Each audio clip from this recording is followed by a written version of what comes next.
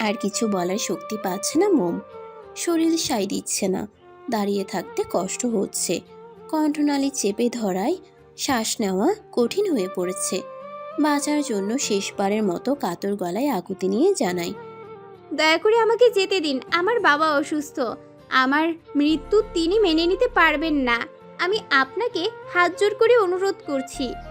নির্দয় আগন্তুকের পাষাণ বক্ষে একটুও মায়া হলো না, বরং পৈশাচিক হাসি হেসে হাতের জোর আরও বাড়িয়ে দিল। বিশুদ্ধ রক্ত গড়িয়ে মোমের মুখ, গলা, হাতে লেগে আছে।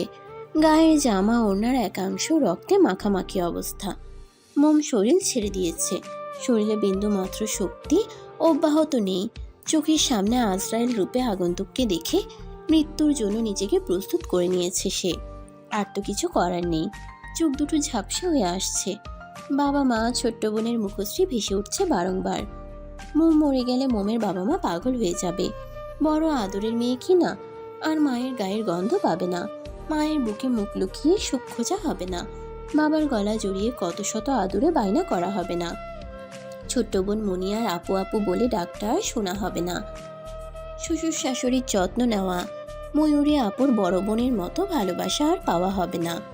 শাশুড়ি মা কত আশা নিয়ে বলেছিলেন বাসায় ফিরে যেন তাদের সাথে দেখা করে, সেটাও আর সম্ভব হবে না। আর আর মোমের মাস্টার মশাই, তার বুকে মাথা রেখে প্রশান্তির নিঃশ্বাস নেওয়া হবে না। আচ্ছা, মোম মরে গেলে কুমড়ো মার্কা লোকটা কি আবার বিয়ে করবে? পারবে তার কোমলমতিকে ভুলে যেতে? মোমের জন্য কষ্ট পাবে কি তার মাস্টার মশাই? মোমের পরে যে আসবে কুমড়োটার জীবনে, সে কি মোমের মতো আগুনকে মানিয়ে নিতে পারবে? লোকটা যা রাগী, কথায় কথায় ধমক দেয়, সে কি সহ্য করে থাকতে পারবে? দ্বিতীয় কাউকে পেয়ে লোকটা কি মোমকে ভুলে যাবে? মোমের জন্য রাখা সকল আদর ভালোবাসা তাকে দিয়ে দিবে কি? নাকি মোমের জন্য দেবদাস হয়ে সিনেমার হিরোদের মতো রাস্তায় রাস্তায় ঘুরে বেড়াবে? এত যন্ত্রণার মধ্যেও রক্তে ভরা দন্তপাটি বের করে এক পেশে হাসল মোম। চোখ দুটো খুলে রাখা আর সম্ভব হচ্ছে না। নিঃশ্বাস তো নিতে পারছেই না। হাঁ করে কোনো রকমে একটু শ্বাস টানল। মুখে কথা ফুটল না, অস্পষ্ট শব্দে বিড়বিড় করে আওড়ালো, আমাদের পথ চলা হয়তো এ পর্যন্তই ছিল মাস্টার মশাই। আপনার সাথে আরো অনেক বছর বাঁচার ইচ্ছা ছিল, কিন্তু ভাগ্য আমাদের সহায়তা করতে নারাজ। আপনার কোমলমতি ডাক্তার খুব মিস করব। এই নামে আর কাউকে ডাকবেন না, কিন্তু বলে দিলাম, এই নামে শুধু আমাকেই ডাকবেন। আপনার বুক জমিনে নিশ্চিন্তে মাথা রেখে আর ঘুমানো হবে না। আপনার পারফিউম এখন থেকে পুরো 1 মাস যাবে, সপ্তাহখানেকের মধ্যে শেষ হয়ে যাবে না। আর কেউ বক বক করে আপনার কান ঝালাবালা করে দিবে না। আমার আর পরীক্ষা দেওয়া হবে না। আপনি কত কষ্ট করে পরীক্ষার জন্য প্রস্তুতি নেওয়াচ্ছিলেন, পরীক্ষা না দিয়েই বিদায় নিতে হচ্ছে।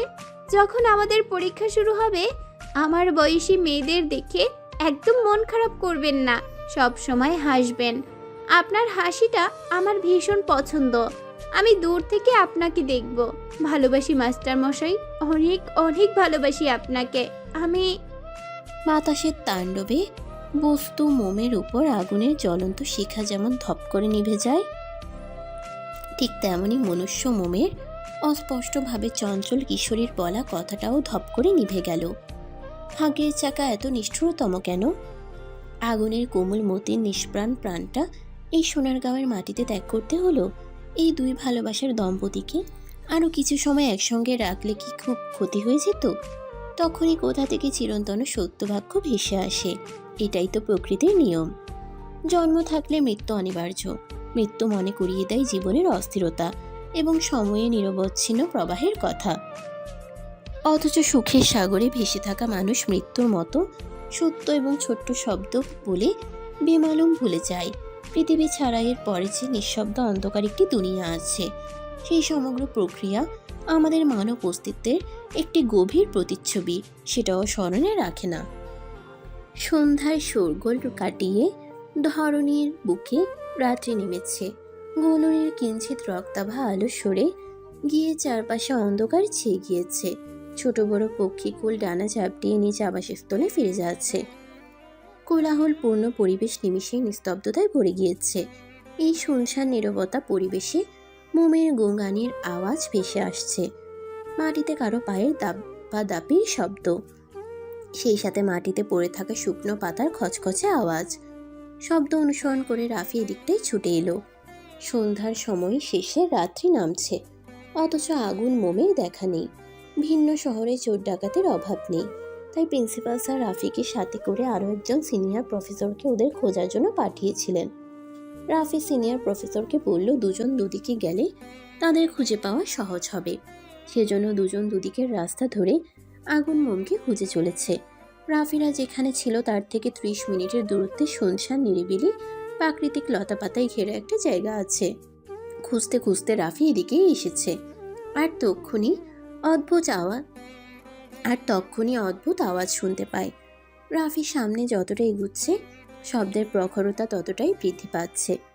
জায়গাটাতে তেমন আলোর ঝলকানি দেখা নেই, তবে আবছা অন্ধকারাচ্ছন্ন জায়গাটাতে চারপাশের ক্ষুদ্র আলোক রশ্মি হানা দিয়েছে।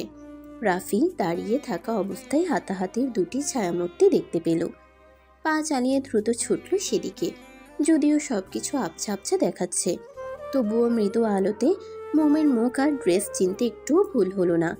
এদিকে এসেই রাফির চোখ ছানাবড়া হয়ে গেল। কেউ একজন মোমের গলা চেপে আছে, আর মোম গলা হতে হাত ছাড়ানোর জন্য রীতিমতো তড়পাচ্ছে। থেমে থেমে সমান তালে গড়িয়ে যাচ্ছে। কণ্ঠনালীর মোলায়েম হাড়গুলো যেন মরমর করে ভেঙে গিয়েছে। রাফি সময় ব্যয় না করে কাছে গিয়ে আগন্তুককে পুরুষালী শক্তি খাটিয়ে মোম থেকে ছাড়িয়ে নিল। মোমের শরীর টলছে, গলা ধরে খুক খুক শব্দ তুলে কাশছে আর জোরে জোরে শ্বাস টানছে। এক্ষুনি মাটিতে পড়ে যাবে ভাব। রাফি হাত বাড়িয়ে আবার গুটিয়ে নেয়। অন্যের স্ত্রীকে এভাবে ছোঁয়া কি ঠিক হবে? মোম শরীর ছেড়ে পড়ে যেতে নেয়।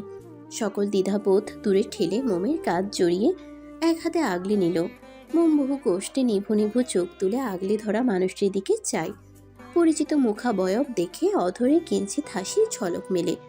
ভরসা স্বরূপ বুকে সাহসের সঞ্চার হয়। চাউনিতে এক টুকরো আশা জেগে ওঠে। মোমের দিকে এক পলক চেয়ে রাফি মেকি হেসে আমতা আমতা করে সাফাই দিল। আপনাকে দেখে অসুস্থ মনে হচ্ছে, বাধ্য হয়ে শুয়েছি, নয়তো এক্ষুনি পড়ে যেতেন। আমার ছোঁয়া খারাপভাবে নেবেন না প্লিজ। বয়সে আমি আপনার থেকে অনেক বড়। অস্বস্তি অনুভব করলে বড় ভাইয়ের ছোঁয়া মনে করে একটু মানিয়ে নিন। শুধু কলিগের বউ বলে আপনি আজ্ঞে করছি, নয়তো হাঁটুর বয়সী মেয়েকে আপনি সম্বোধন করতে ইগোতে লাগছে। মোম পলক ঝাপটিয়ে মাথা নেড়ে বুঝালো সে কিছু মনে করেনি। রাফি সন্তুষ্টি হাসলো। হাসি বজায় রেখে জিজ্ঞেস করলো, ভাবি আপনি এখানে কি করছেন? আগুন স্যার কোথায়? মোম উত্তর দেওয়ার আগে আগন্তুক পুনরায় দ্বিগুণ তেজ নিয়ে মোমের নিকট তেড়ে এলো। দূর হতে শুকনো আলোক রশ্মি আগন্তুকের মুখে এসে পড়ল। রাফি আগন্তুকের মুখ স্পষ্ট দেখতে পেল। অমনি হতভম্ব হয়ে গেল। বিস্ময়ে নয়নজোড়া বড় বড় করে চেয়ে রইল। অবিশ্বাস ঢেলে বলে উঠল, ডাক্তার ম্যাডাম আপনি? আগন্তুক উত্তর দিল না।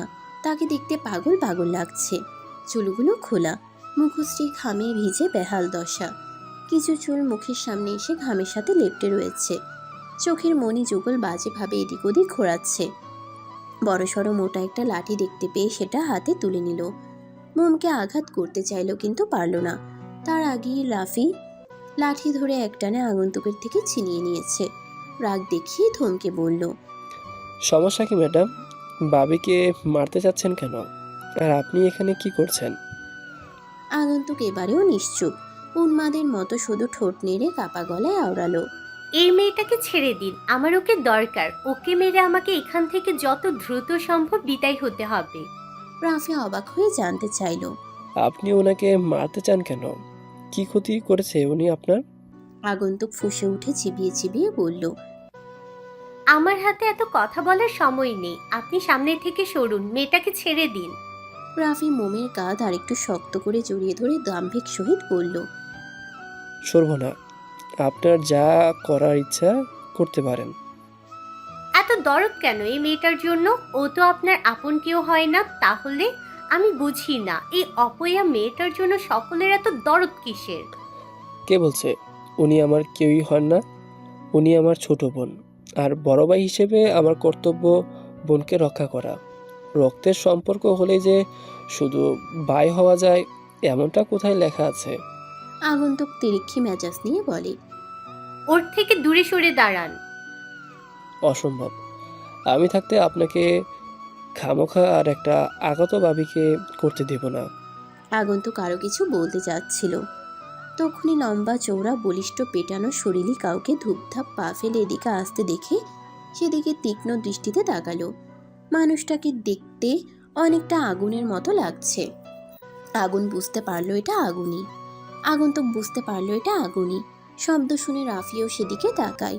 আগন্তুক ঢালু দিয়ে নিচে নেমে সরু রাস্তার পথ ধরল। চোখের পলকে সকলের দৃষ্টির বাইরে চলে গেল। বলিষ্ঠ ছায়া মূর্তি মোম রাফির সম্মুখে এসে দাঁড়ালো। আগুনের প্রতিচ্ছবি দেখে রাফি গমগমে গলায় জিজ্ঞেস করলো, স্যার, আপনারা কোথায় গিয়েছিলেন? রাত্রি নামছে, সেদিকে কোনো খেয়াল আছে? চিন্তা হয় না বলুন? আগুন থেকে আশান্বিত উত্তর না পেয়ে রাফি হতাশ হলো। ভারী নিঃশ্বাস ছেড়ে বলল, চলুন হোটেলে ফিরে যাওয়া যাক। রাফির কথা আগুন কতটুকু শ্রবণ করেছে বোঝা যাচ্ছে না। সে নির্লিপ্ত ভঙ্গিতে তাকিয়ে আছে আবছা ঘোলাটে আলোতে মোমের মুখের দিকে। মোমের মুখশ্রী স্পষ্টভাবে দেখা যাচ্ছে না। 1 ঘন্টা ধরে পাগলের মতো খুঁজে চলেছে এই মেয়েটাকে, আর সেই মেয়ে এখানে রাফির সঙ্গে দাঁড়িয়ে আছে। কত বড় স্পর্ধা! মোমের কাঁধে রাফির হাত দেখে মেজাজ আরও বিগড়ে গেল। রাফির বুকে ধাক্কা দিয়ে মোম থেকে দূরে সরিয়ে দিল। কাঁধ হতে হাত সরে যাওয়ার দরুন মোমের শরীর আবার টলছে। শরীরের শক্তি যেন ক্ষয় হয়ে গিয়েছে, যার জন্য নিজ পায়ে ভর ছেড়ে দাঁড়িয়ে থাকা মুশকিল হয়ে যাচ্ছে। আগুনকে দেখে মোমের মৃতপ্রায় শরীরটা যেন প্রাণ ফিরে পেল। মুচকি হেসে ক্ষীণ স্বরে ঠোঁট নেড়ে কিছু বলতে উদ্যত হলো, কিন্তু সেটা আগুন হতে দিল না। মোমের হাত শক্ত করে চেপে ধরে হাঁটা শুরু করলো। হেঁটে আলোর দিশারে পৌঁছাতেই রাফি খেয়াল করলো মোমের গায়ে রক্ত। আগুন সামনে, তার পেছনে মোম, আর তাদের দুজনের পেছনে রাফি। রাফি মৃদু আওয়াজে চেঁচিয়ে বলল, স্যার, ভাবির গায়ে রক্ত লেগে আছে, দেখুন তো কোথায় ব্যথা পেল। রাফির এই কথাটাও আগুন শুনতে পেয়েছে কিনা বোঝা গেল না। গটগট করে পা চালিয়ে সম্মুখের দিকে অগ্রসর হচ্ছে সে। আগুনের সাথে পা মেলাতে পারছে না মোম। তার উপর শরীর ভীষণ দুর্বল, গলা ব্যথায় কথা বলতে পারছে না সঠিকভাবে। আগুন মোমের দিকে না তাকিয়ে বড় বড় পা ফেলে এগিয়ে যাচ্ছে। সাথে নেতানো ভঙ্গুর মোমকে টেনে হিসড়ে নিয়ে যাচ্ছে। হোটেলের রুমে এসে ঝাড়া মেমের মোমের হাত ছেড়ে দিল আগুন। পুরো রুম অন্ধকারে ঢেকে আছে। সুইচ টিপে সাদা রঙের বাতি জ্বালিয়ে দিল। ঘাড় ঘুরিয়ে রাগান্বিত চোখে মোমের দিকে কঠিন দৃষ্টি ফেলল। লাইট জ্বালিয়ে মোমের দিকে ঘুরে দৃষ্টি তাক করতেই সহসা মুখ বিবর বদলে গেল। জ্বলন্ত রাগটুকুন নিমিষেই মিয়ে গেল, গায়েব হয়ে গেল আগুনের কিছুক্ষণ আগের অভিব্যক্তি। থমকে গেল তার হৃৎপিণ্ডের শিরা উপশিরা। স্নায়ুর কোষগুলো যেন অচল হয়ে গিয়েছে। মস্তিষ্ক ফাঁকা ফাঁকা লাগছে। বুকের ভেতর চিনচিন ব্যথা অনুভূত হচ্ছে। স্তব্ধ হয়ে গেল জলজল করা চাউনি। অবাক লোচনে চেয়ে রইল কিয়ৎকাল। প্রাণহীন শান্ত স্থির মূর্তির মতো দাঁড়িয়ে থাকলো। ললাটের গোঠানো প্রখার ভাঁজ শিথিল হলো। অনিমেষ চেয়ে রইল বিধ্বস্ত হয়ে হেলে দুলে দাঁড়িয়ে থাকা মোমের দিকে। মোমের কপাল, ঠোঁট, থুতনিতে গড়িয়ে পড়া রক্ত শুকিয়ে জমাট বেঁধে গিয়েছে। হাতের তালু, গলা, বুক থেকে কোমর পর্যন্ত জামা তরতাজা রক্তে মাখামাখি অবস্থা। একটা পায়ের পাতার চামড়া ছিলে গিয়েছে, সেখানেও রক্ত জমাট বেঁধে আছে। ফর্সা নরম গালে কারো হাতের আঙ্গুলের ছাপ স্পষ্ট। গলার চামড়ায় আঙ্গুলের ছাপ, সেই সাথে কিঞ্চিত কালচে হয়ে রয়েছে। ঠোঁটজোড়া শুকিয়ে গিয়েছে, যেন কত সময় ধরে সে আর্দ্রতা শূন্যে ভুগছে। অনেকক্ষণ যাবৎ শ্বাস প্রশ্বাসের গতি রোধ হয়েছিল। ফলাফল স্বরূপ ডাগর ডাগর আখি যুগল ধারণ করেছে টকটকে রক্তিমাভা। মাথার লম্বা চুলগুলো এলোমেলো হয়ে আছে। চুলের আগা পেঁচিয়ে জটলা বেঁধে গিয়েছে। চোখে মুখে রয়েছে একরাশ আতঙ্ক। মনকে দেখে আগুনের মনে হচ্ছে বহুদিন যাবৎ অনাদর অবহেলায় অত্যাচারিত হওয়া রুগ্ন কোনো মানুষ, যার দেহের একাংশ সুস্থ সবল নেই। শুধু প্রাণ সঞ্চার আত্মাটা দেহের মধ্যে আটকে রয়েছে বলে শরীরের মাংস তরতাজা। নয়তো এই শরীরে মানুষটাকে মৃত ঘোষণা করা হতো। আগুন বিধ্বস্ত মোমের নিকট দু কদম এগিয়ে যায়। মোমকে স্পর্শ করল না, কিছুটা দূরত্ব বজায় রেখে শান্ত কণ্ঠে শুধালো। কে ছিল? মোম দেয়ালে এক হাত ঠেকিয়ে কোনো রকম দাঁড়িয়ে আছে, ঘন ঘন শ্বাস টানছে। কথা বলার চেষ্টা করছে, পারছে না। এখনো মনে হচ্ছে কেউ তার কণ্ঠনালী চেপে ধরে আছে। আগুনের ধৈর্য শক্তি কুলোচ্ছে না। অধৈর্য সহিত আগের থেকেও শীতল গলায় জিজ্ঞেস করলো। তোমার এই অবস্থা কে করেছে? সে কে যে তোমাকে আঘাত করেছে? বলো আমায়। মোম ভাবল, কে ছিল সেটা বলে দিলে আগুন তার সামনে গেলে সেই খারাপ মানুষটা যদি আগুনের কোনো ক্ষতি করে, আগুনের কোনো ক্ষতি হোক, মোম সেটা মানতে পারবে না। তাই অনেক কষ্টে থেমে থেমে ক্ষুদ্র বুলি আওড়ালো। কেউ ছিল না, হাঁটতে গিয়ে কিছুর সাথে পা লেগে পড়ে গিয়েছিলাম, সেখানে গাছের শিকড়ের উপর পড়ায় ব্যথা পেয়েছি। এতক্ষণের ক্ষয় হওয়া রাগটুকুন পুনরায় দপ করে জ্বলে উঠল। হাত বাড়িয়ে 3 আঙ্গুলে শক্ত করে মোমের চাল চেপে ধরল।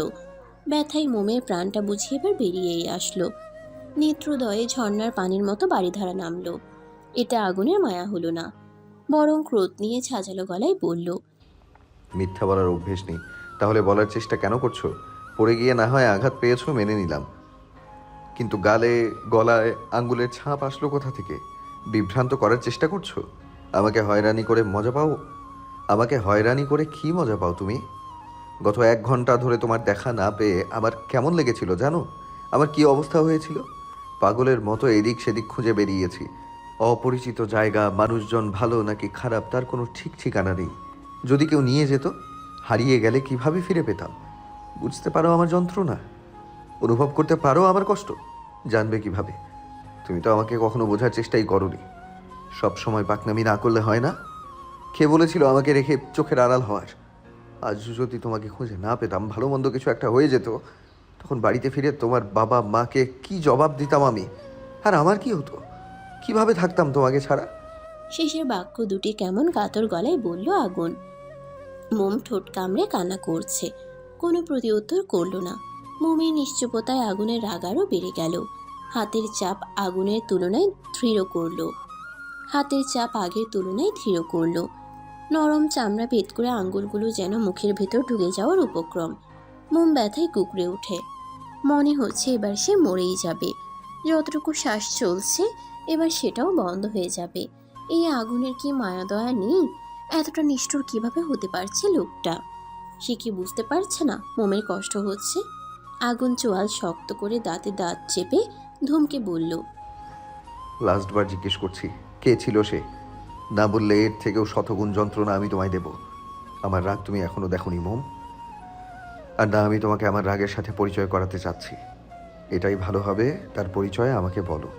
মোম ব্যথায় টিকতে না পেরে যন্ত্রণা থেকে মুক্তি পাওয়ার জন্য বলতে বাধ্য হলো। মৃদু স্বরে ব্যথাতুর আওয়াজে বলে। বলছি। আগুন চোয়াল হতে হাত সরিয়ে নিল। গমগমে গলায় বলে। বলো। মোম জিভধারা ঠোঁট ভিজিয়ে ভাঙা গলায় জানালো। নাইমা নামের ওই মেয়েটা, ওই যে আমি আসার পর আমাদের বাসায় একদিন এসেছিল, তারপর আপনাকে নিয়ে হসপিটাল থেকে ফিরে আসার সময় রাস্তায় দেখা হয়েছিল, সেই মেয়েটা। মোম নাইমা তাকে কিভাবে নিয়ে গিয়েছে, কি কি বলেছে, কিভাবে আঘাত করেছে, রাফি সঠিক সময়ে না আসলে আজকে মোম মরেই যেত। সকল কথা একে একে ক্ষীণ স্বরে আগুনকে বলল। আগুন ভাবুক চিত্তে আনমনে প্রশ্ন করল। নাইমা এখানে কি করছে? মোম প্রশ্নটা শুনল। পাতলা রক্তাক্ত অধৈর্যরা নেড়ে নেড়ে জবাব দিল। আমি কিভাবে জানবো? আগুনের টনক নড়ল।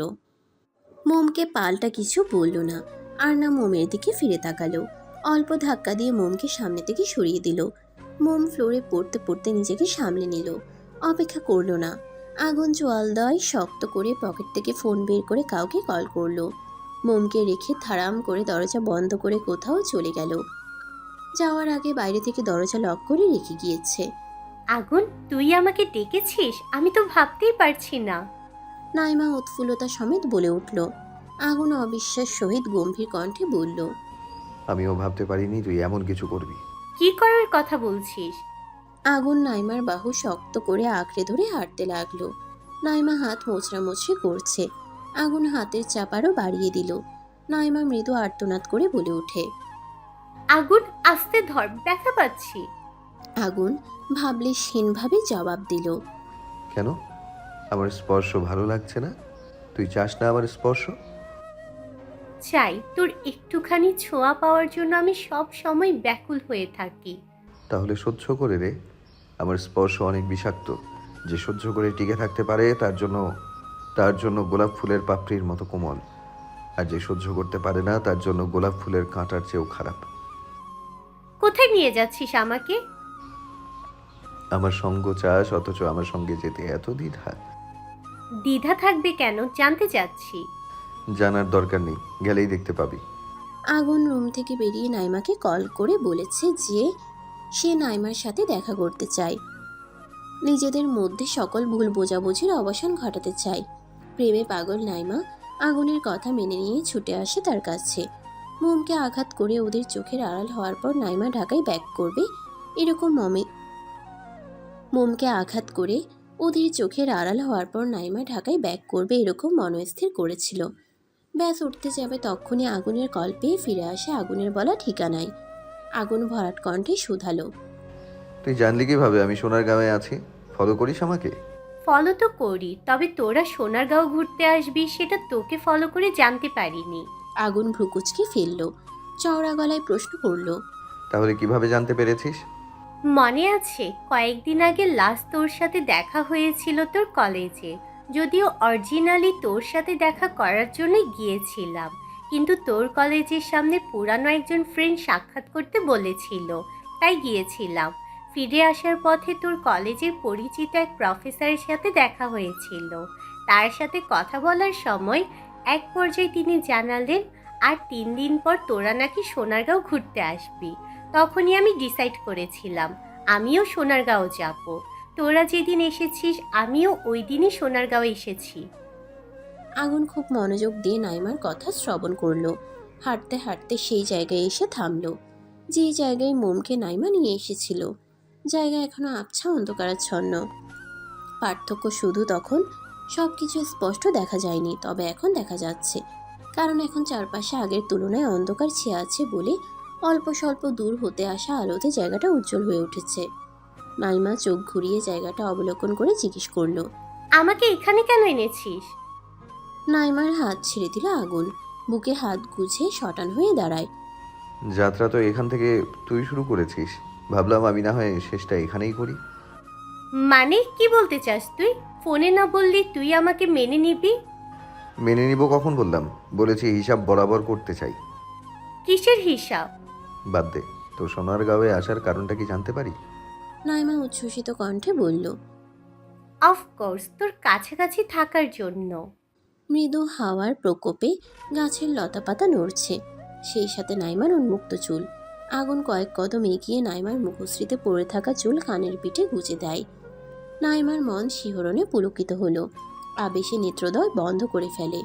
আগুন বাঁকা হাসল।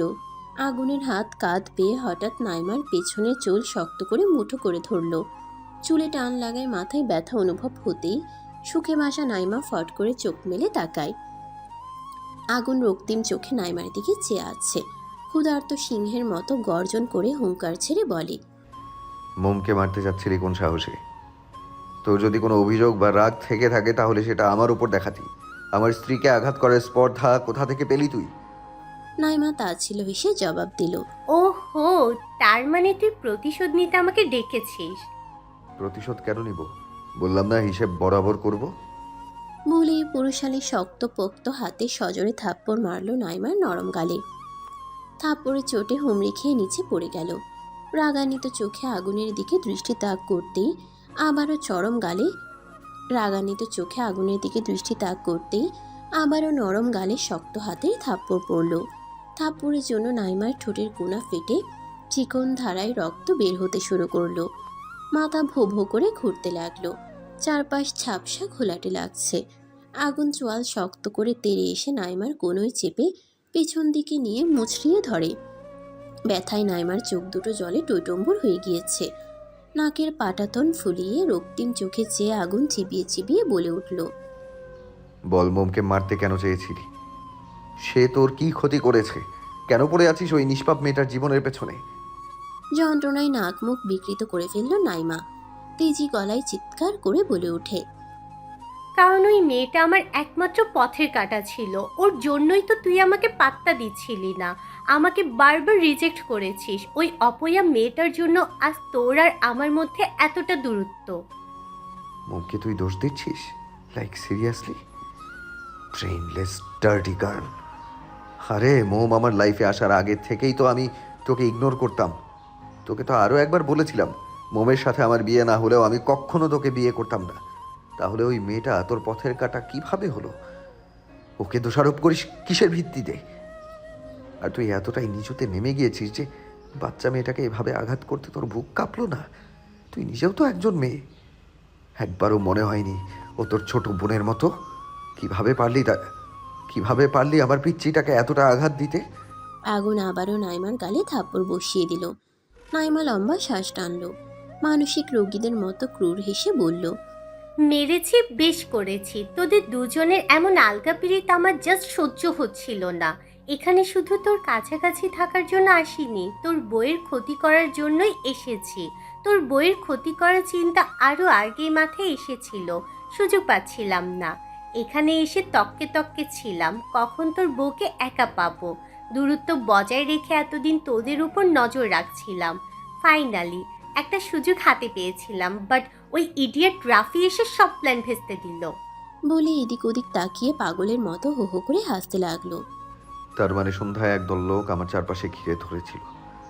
তারা তোর ভাড়া করা ছিল, যাতে ভিড়ের মাঝে তুই এক ফাঁকে মোমকে নিয়ে যেতে পারিস। নাইমা চওড়া হাসি দিয়ে বলল। হ্যাঁ। আগুন রাগে হিতাহিত জ্ঞান ভুলে সর্বোচ্চ শক্তি প্রয়োগ করে নাইমার তলপেট বরাবর লাথি মেরে দিল। গগন কাঁপিয়ে চিৎকার করে উঠল নাইমা। ব্যথার দরুন মুখ দিয়ে তরল লালা বেরিয়ে গড়িয়ে পড়ল চিবুকে। আগুন ধাক্কা দিয়ে নাইমাকে নিচে ফেলে দেয়। ছোট ছোট পাথরের টুকরোতে মুখ থুবড়ে পড়ে। ফর্সা মুখশ্রীর নরম চামড়া নানান জায়গায় থেতলে গিয়েছে। সেখান থেকে পানির কণার মতো ফোটায় ফোটায় রক্ত বের হচ্ছে। আগুন গাছের একটা শুকনো ডাল কুড়িয়ে এনে সেটা দিয়ে আকস্মিকভাবে এলো পাথারি নাইমার শরীরের উপর একের পর এক আঘাত করতে থাকে। নাইমা ধুলো বালিময় মাটিতে গড়াগড়ি করে চিৎকার করছে।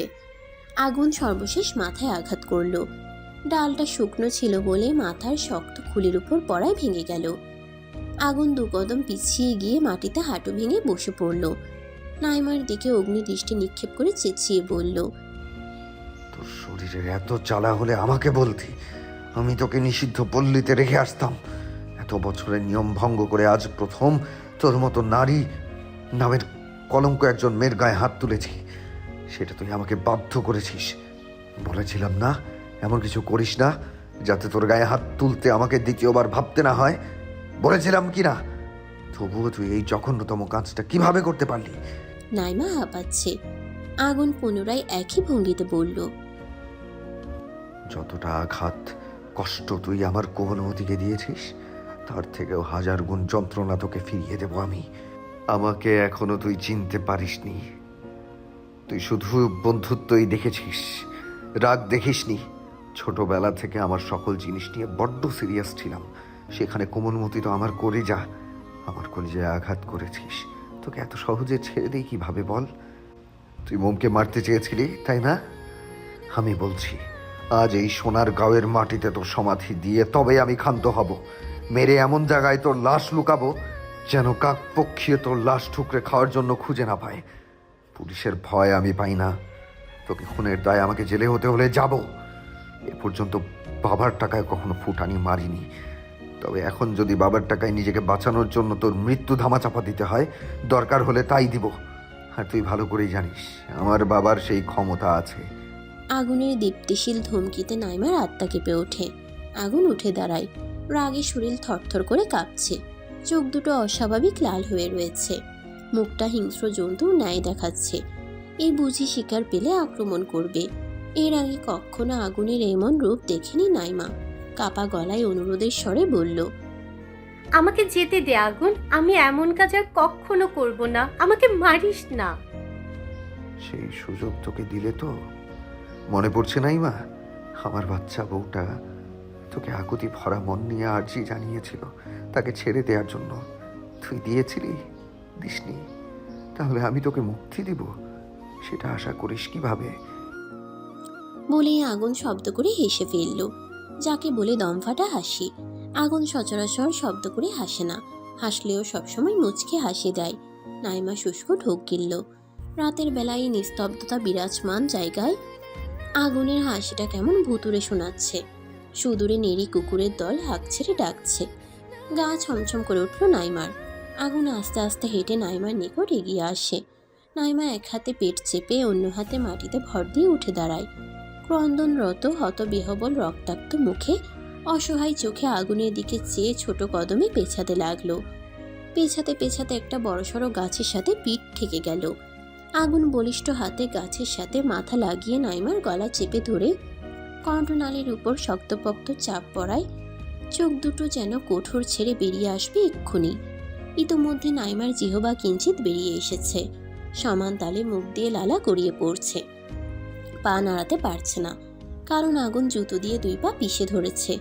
শুধু হাত দুটো আঁচড়াচ্ছে। নাইমা প্রাণ পাখি চাই চাই। সেই মুহূর্তে রাফি এসে আগুনকে পেছন থেকে জড়িয়ে ধরে নাইমার থেকে ছাড়ানোর চেষ্টা করছে। আগুনের শরীর যেন আজ অশরীরী আত্মা ভর করেছে, যার দরুন রাফি নিজেও বলিষ্ঠ স্বাস্থ্যের অধিকারী হওয়া সত্ত্বেও আগুনের সাথে পেরে উঠছে না। হোটেলে ফিরে কিছুক্ষণ পর পুনরায় আগুনকে হন্তদন্ত হয়ে হোটেল থেকে বেরিয়ে যেতে দেখে রাফি আগুনের পিছু নেয়। আগুন নাইমার কথোপকথন রাফির কানে পৌঁছেছে। রাফির মা ফোন করায় সে ওদের থেকে একটু দূরে দাঁড়িয়ে মায়ের সঙ্গে কথা বলছিল। কথা শেষ করে ফিরে এসে দেখে যা অঘটন ঘটার ঘটে গিয়েছে। অনেক চেষ্টার পর নাইমার থেকে আগুনকে সরিয়ে নিতে সক্ষম হলো রাফি। আগুন রাগের সাপের মতো ফুসফুস শব্দ তুলছে।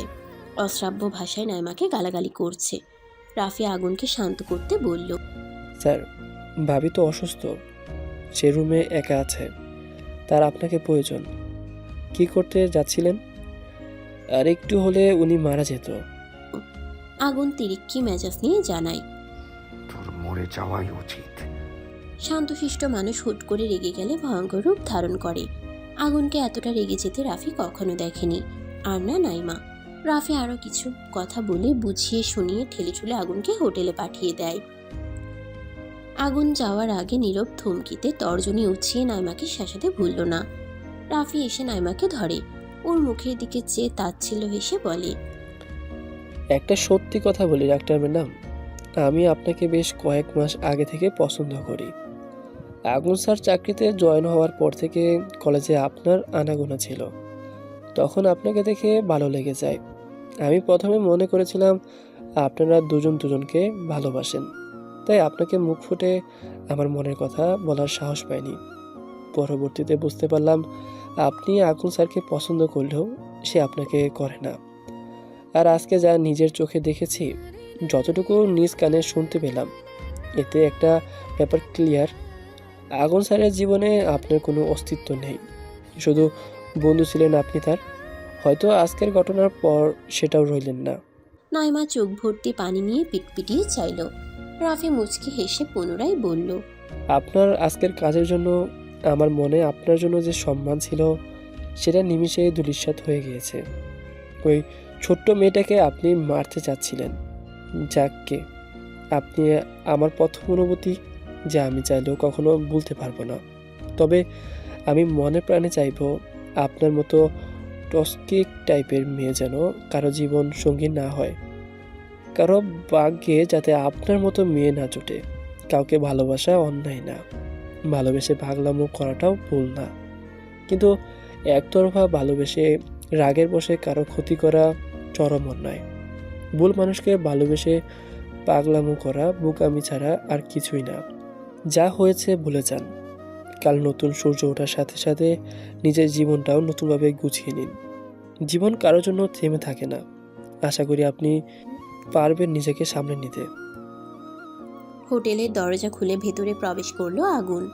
দরজা লক করে হাতে থাকা প্যাকেট বিছানার পাশে ছোট্ট টেবিলে রেখে পুরো রুমে নজর বুলালো।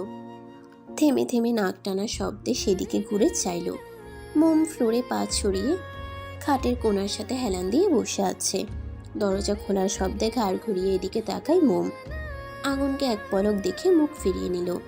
একদম কথা বলবে না লোকটার সাথে, খারাপ লোক, মোমকে ব্যথা দিয়েছে। আগুন নিঃশব্দে এগিয়ে এসে টুপ করে কোলে তুলে নিল। মোম হকচকিয়ে যায়। পড়ে যাওয়ার ভয়ে নড়বড়ে পেলব দু হাতে গলা জড়িয়ে ধরে। আগুনের দিকে চেয়ে অভিমানে পুনরায় মুখ ঘুরিয়ে নিল। আগুন আস্তে ধীরে মোমকে বিছানায় বসিয়ে দিল। প্যাকেটটা হাতে নিয়ে ভেতর থেকে প্রাথমিক চিকিৎসার টুকটাক জিনিসপত্র বের করলো। আসার সময় ফার্মেসির দোকান থেকে নিয়ে এসেছিল। গম্ভীর মুখে চুপ করে তুলার সাহায্যে শুকিয়ে যাওয়া রক্ত পানি দিয়ে মুছে নিল। ক্ষত স্থানে অ্যান্টিসেপটিক লাগিয়ে কপালে ব্যান্ডেজ করে দিল। থুতনি পায়ের পাতাতে ব্যথানাশক মলম লাগিয়ে দেয়। এটা কি হচ্ছে? লোকটা চুপ করে আছে কেন? কড়া কথা কেন শোনাচ্ছে না? ধমক কেন দিচ্ছে না? এতক্ষণে তো ধমকে ধমকে মোমের শরীরে কাঁপন ধরিয়ে দেওয়ার কথা। মোম ভেবেছিল কুমড়োটার সাথে কথা বলবে না। এখন এই কুমড়ো মার্কা লোকই ওকে পাতা দিচ্ছে না। এটা তো ঘোর অন্যায়। মোমের ঠোঁটের রক্ত মুছছে সে। কাটা জায়গায় পানি লাগাই জনন অনুভব হলো। মোম মুখ কুচকে জানায়, জ্বলছে। আগুন ঝুঁকে আসে। ঠোঁট দুটো গোল করে ফু দিচ্ছে। মোম চোখ বন্ধ করে ফেলল। গলাতে আলতো করে অ্যান্টিসেপটিক লাগিয়ে দিল। ফর্সা চামড়া কেমন কালশিটে দাগ বসে গিয়েছে। চিকিৎসার কার্যক্রম সম্পূর্ণ করে মোমের পেছনে এসে দাঁড়ায়। লম্বা চুল এলোমেলো হয়ে আছে। চিরুনি দিয়ে আঁচড়ালো না। হাতের আঙ্গুল চালিয়ে আলতো করে গুছিয়ে দিয়ে খোপা বেঁধে দিল। চিরুনি দিয়ে আঁচড়ালে চুলে টান পড়বে, তখন মাথায় ব্যথা পেতে পারে। খোপার বয়স 1 মিনিটও হতে পারল না, তার আগেই খুলে গেল। মোমের হাসি পেল। অধর ছড়িয়ে হাসতে না পারলেও অধর চেপে মিটিমিটি হাসলো। আগুন প্রকুচকে তাকায়। মোম তুরন্ত মুখভঙ্গি স্বাভাবিক করে ফেলে। আগুন ব্যাগ হাতড়িয়ে ছোট্ট একটা হেয়ারব্যান্ড পেল। সেটা দিয়ে কোনো রকম ঝুঁটি বেঁধে দিল। রুটি ছিঁড়ে মোমের মুখের সামনে ধরল। মোম মৃদু স্বরে বলে, গলা ব্যথা করছে, ঢোক গিলতে কষ্ট হচ্ছে, এগুলো খেতে পারবো না। আগুন উঠে দাঁড়ায়। ফটাফট বাইরে চলে যায়। কিছুক্ষণ পর হাতে স্যুপের বাটি নিয়ে ফিরে আসে। গরম গরম স্যুপ চামচ দিয়ে তুলে ফু দিয়ে ঠান্ডা করে মোমের ঠোঁটের সম্মুখে তুলে ধরে। মোম ঠোঁট ফাঁকা করে খেতে চেয়েও থেমে গেল। আপনি খাবেন না? রাতের ঘুটঘুটে আধার সরে গিয়ে সকালটা ধীরে ধীরে জাগ্রত হয় তার রোজকার নিয়মে। ভোর পাখিরা মিষ্টি সুরে কলকলিয়ে গান গাইতে শুরু করে তখন। এই ভোর পাখিদের মতো ধরিত্রীর বুকে এক চঞ্চল কিশোরী সকাল সকাল উঠে চিৎকার চেঁচামেচি শুরু করে দিয়েছে। আগুন তড়িঘড়ি করে দৌড়ে আসে। সে ব্রেকফাস্ট আনতে নিচে গিয়েছিল। মোমের চিৎকারে ব্রেকফাস্ট না নিয়েই মাঝপথে থেকে ছুটে আসে। উত্তেজিত কণ্ঠে শুধায়, কি হয়েছে? চিৎকার করছো কেন? শরীরের কোনো অংশ ব্যথা করছে কি? মোম কটমট করে জিজ্ঞেস করলো। আমার গায়ে পোশাক পাল্টেছে কে? গায়ে তো অন্য জামা ছিল। আগুন গম্ভীর কণ্ঠে বলে। আমি তোমার ড্রেস চেঞ্জ করছি। মোম চোখ বড় বড় করে শুধালো। আপনি করেছেন? কেন করেছেন? কেন করবো না? কালকের জামায় রক্ত লেগেছিল, সেটা পরে থাকতে নাকি? মোম কাঁদো কাঁদো গলায় বলল। তাই বলে আপনি আমার জামা পাল্টে দিবেন? আগুন চোখ ছোট ছোট করে তাকায়। রাশ ভারী গলায় বলল, আমি ছাড়া এখানে আর কে আছে যে তোমার ড্রেস চেঞ্জ করবে? মোমের মুখটা চুপসে যায়। বার কয়েক পলক ঝাপটায়। কখন করেছেন? রাতে যখন তুমি ঘুমিয়েছিলে। আপনার এত কষ্ট করার কি দরকার ছিল? আমাকে ডাকলে আমি নিজেই জামা পাল্টে নিতাম। আগুন ফোঁস করে শ্বাস টানে। গমগমে গলায় বলে, একটু সুস্থ হয়েছো কি হয়নি তোতা পাখির মতো বলি আওড়ানো শুরু করে দিয়েছো। মোমের ব্যথা আগের তুলনায় অনেক কমে গিয়েছে, তবে আঘাত পাওয়া স্থান এখনো তরতাজা। আঘাতের জায়গায় চারপাশের চামড়া কুঁচকে জটলা বাঁধতে শুরু করে দিয়েছে। আশা করা যায় খুব শীঘ্রই ক্ষতস্থান শুকিয়ে যাবে। মরা চামড়া উঠে গিয়ে স্বাভাবিক চামড়ায় দেখা মিলবে। মোম চঞ্চল কণ্ঠে ঠোঁট উল্টে জবাব দিল, আপনি কি চান আমি চুপ করে থাকি? আমার কি বাক স্বাধীনতা নেই? আমি কথা বলবই। আমি তো আর আপনার মতো কুমড়ো মার্কা লোক না যে সারাক্ষণ গম্ভীর মুখে বসে থাকবো। আগুন বিরক্তিকর মুখভঙ্গিতে বলে, এইসব লেম কথাবার্তার জন্য এখানে চিৎকার করছিলে? কুমড়ো মার্কা লোক মানে কি সব ভাষা বলো তুমি? কার থেকে এসব শিখেছো? আর আমি তোমাকে বাক স্বাধীনতা দেই না বলছো? আচ্ছা বলো, তোমার যতক্ষণ মন চায় একা একাই বক বক করো, আমি চললাম। আগুন আর এক মুহূর্তও দাঁড়ালো না। খ্রস্ত পায়ে প্রস্থান করলো। মোমের ওষ্ঠ কিঞ্চিত ফাঁকা হয়ে গিয়েছে। ব্যাপারটা কি হলো? আগুন কি তাকে ইনডিরেক্টলি অপমান করলো? মোমকে কিছু বলতে না দিয়ে এভাবে ভাব নিয়ে চলে গেল। আশ্চর্য লোক তো।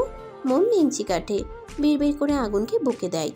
হোটেলের সিঁড়ি দিয়ে নিচে নেমে রাফিকে একা দাঁড়িয়ে থাকতে দেখে আগুন তার নিকট এগিয়ে যায়।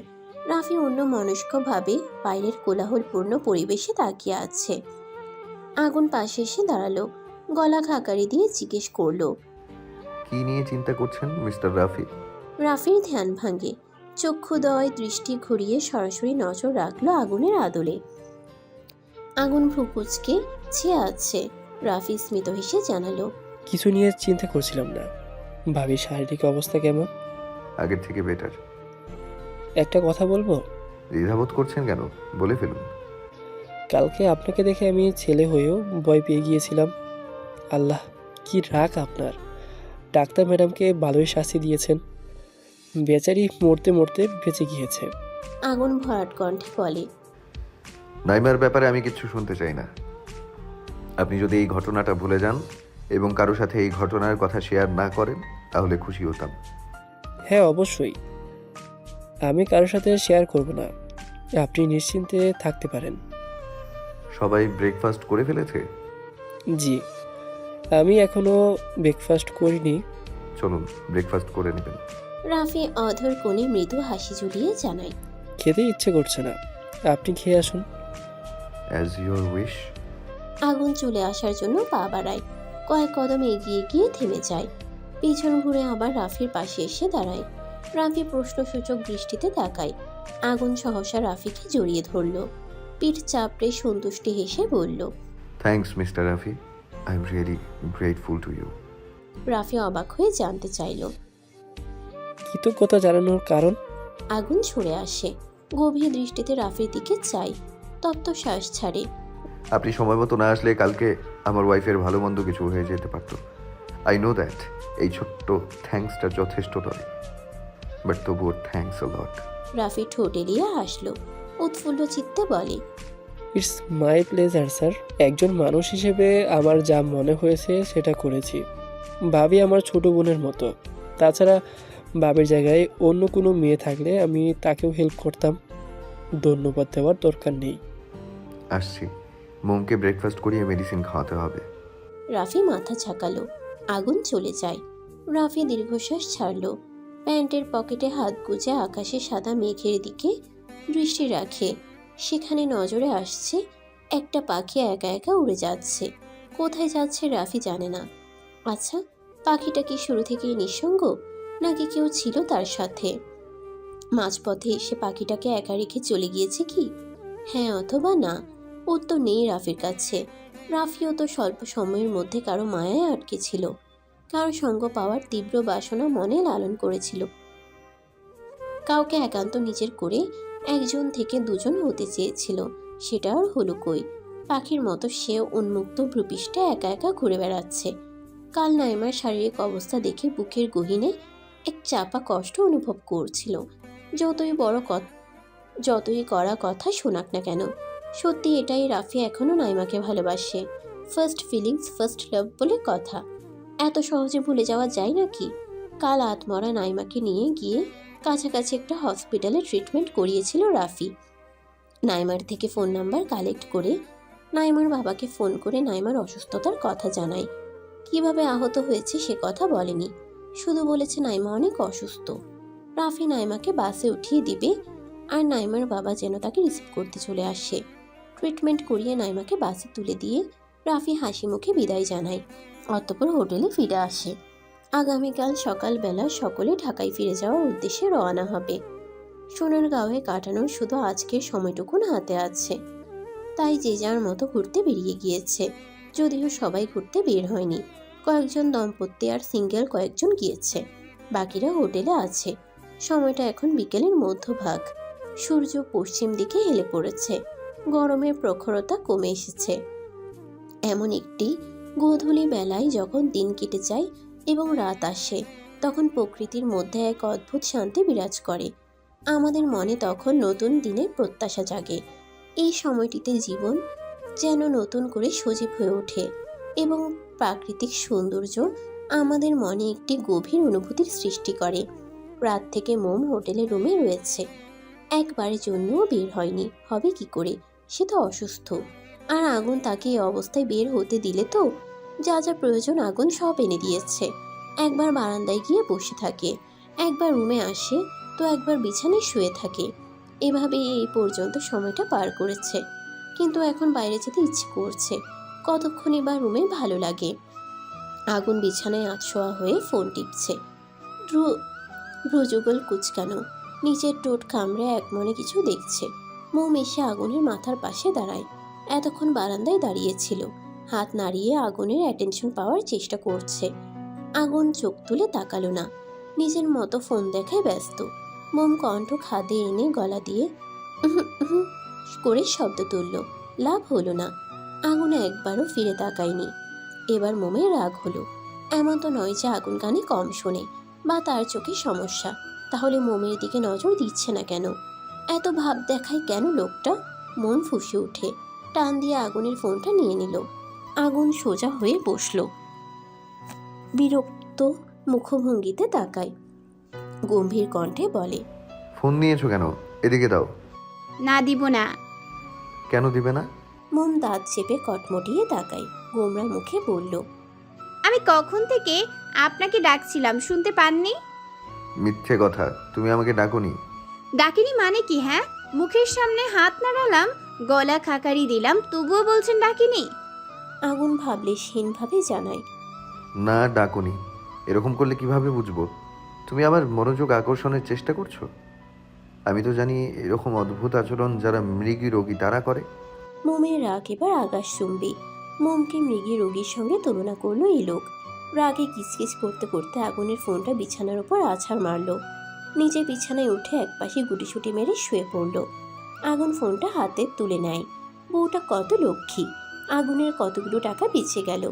অন্য বউদের মতো ফোন ফ্লোরে আছাড় মারলে আজকে এই ফোনের শ্রাদ্ধের ব্যবস্থা করতে হতো।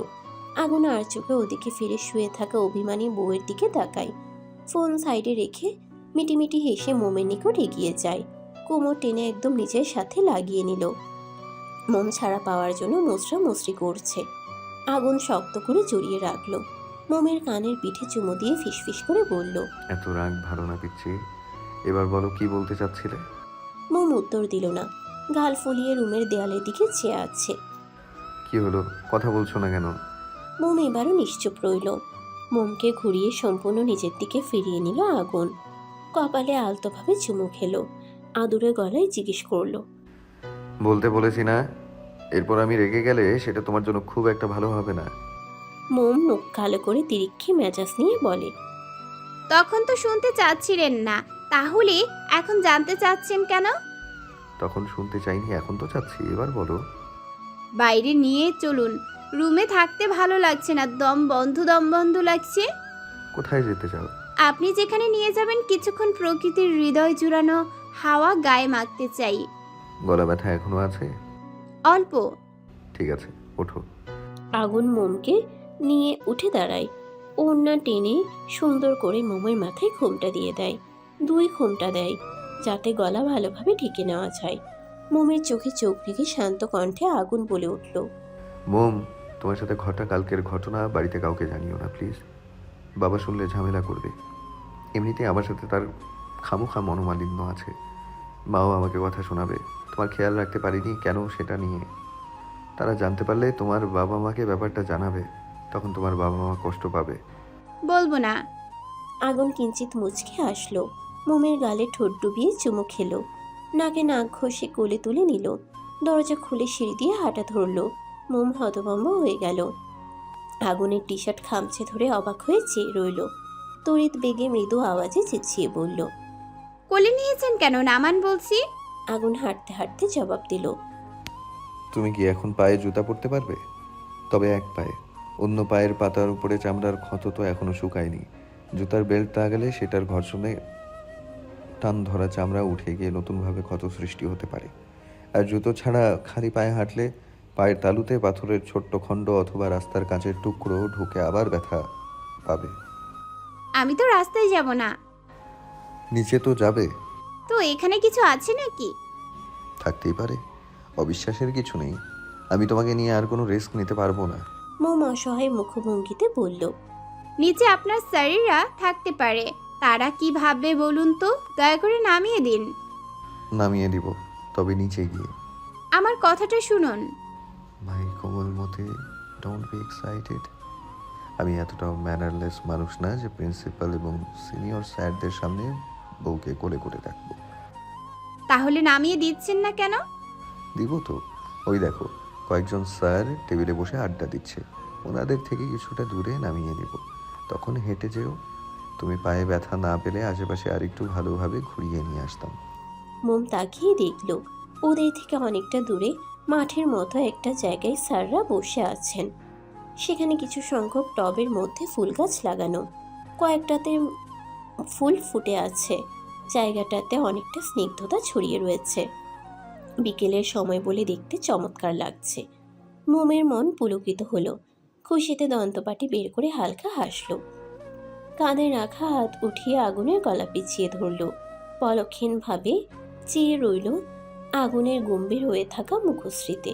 কপালটা অল্প কুঁচকে আছে, গভীর চোখ দুটো ভাসা ভাসা, কিঞ্চিত উঁচু গোলগাল নাকটা কত সুন্দর।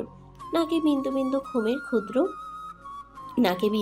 ঘামের ক্ষুদ্র ফোঁটা দেখা যাচ্ছে। ঠোঁট দুটো যেন আর্ট করা। চাপ দাড়ি যুক্ত ফর্সা মুখশ্রীতে গোলাপি অধর জোড়া দারুণ মানিয়েছে। লোকটার গা থেকে সবসময় মিষ্টি একটা ঘ্রাণ নাসারন্ধ্রে আসে, যেটা মোমকে মাতাল করে দেয়। মোমের মাস্টার মশাই একটু বেশি সুন্দর, ফর্সা বলে নয়, মুখের গঠনটাই সুন্দর। মোম কি কখনো ভেবেছিল এই মানুষটা তার স্বামী হবে? কখনো কি মনে হয়েছিল তার বরটা দেখতে এতটা মিষ্টি টাইপের হবে? লোকটা কত যত্নশীল, কত ভাবে ওর জন্য। মোম তো ভাগ্যবান, সেজন্য এই কুমড়ো মার্কা লোকটাকে স্বামী হিসেবে পেয়েছে। মোম স্বস্তির নিঃশ্বাস ছাড়ল, ঠোঁট ছড়িয়ে এক ভেসে হাসলো। মুখটা এগিয়ে হুট করে আগুনের খোঁচা খোঁচা দাড়িযুক্ত গালে টুপ করে চুমু খেলো। সহসা আগুনের চলমান পা থেমে যায়। হতবিহব লক্ষ্মীপট ফ্যাল করে চেয়ে থাকলো মোমের দ্বিধাহীন মুখে। বিস্ময়ে চোখ দুটো বড় বড় হয়ে গেল, ঠোঁট জোড়া আপনা আপনি কিঞ্চিত ফাঁকা হয়ে যায়। মোমের কোনো ভাবান্তর হলো না, তার মুখবিবর স্বাভাবিক। ঠোঁট উল্টে বলল, দাঁড়িয়ে পড়ছেন কেন, চলুন। জিভধারা ঠোঁট বেজায় আগুন, অবাক হয়ে জানতে চাইল, তুমি আমাকে চুমু দিয়েছো সত্যি?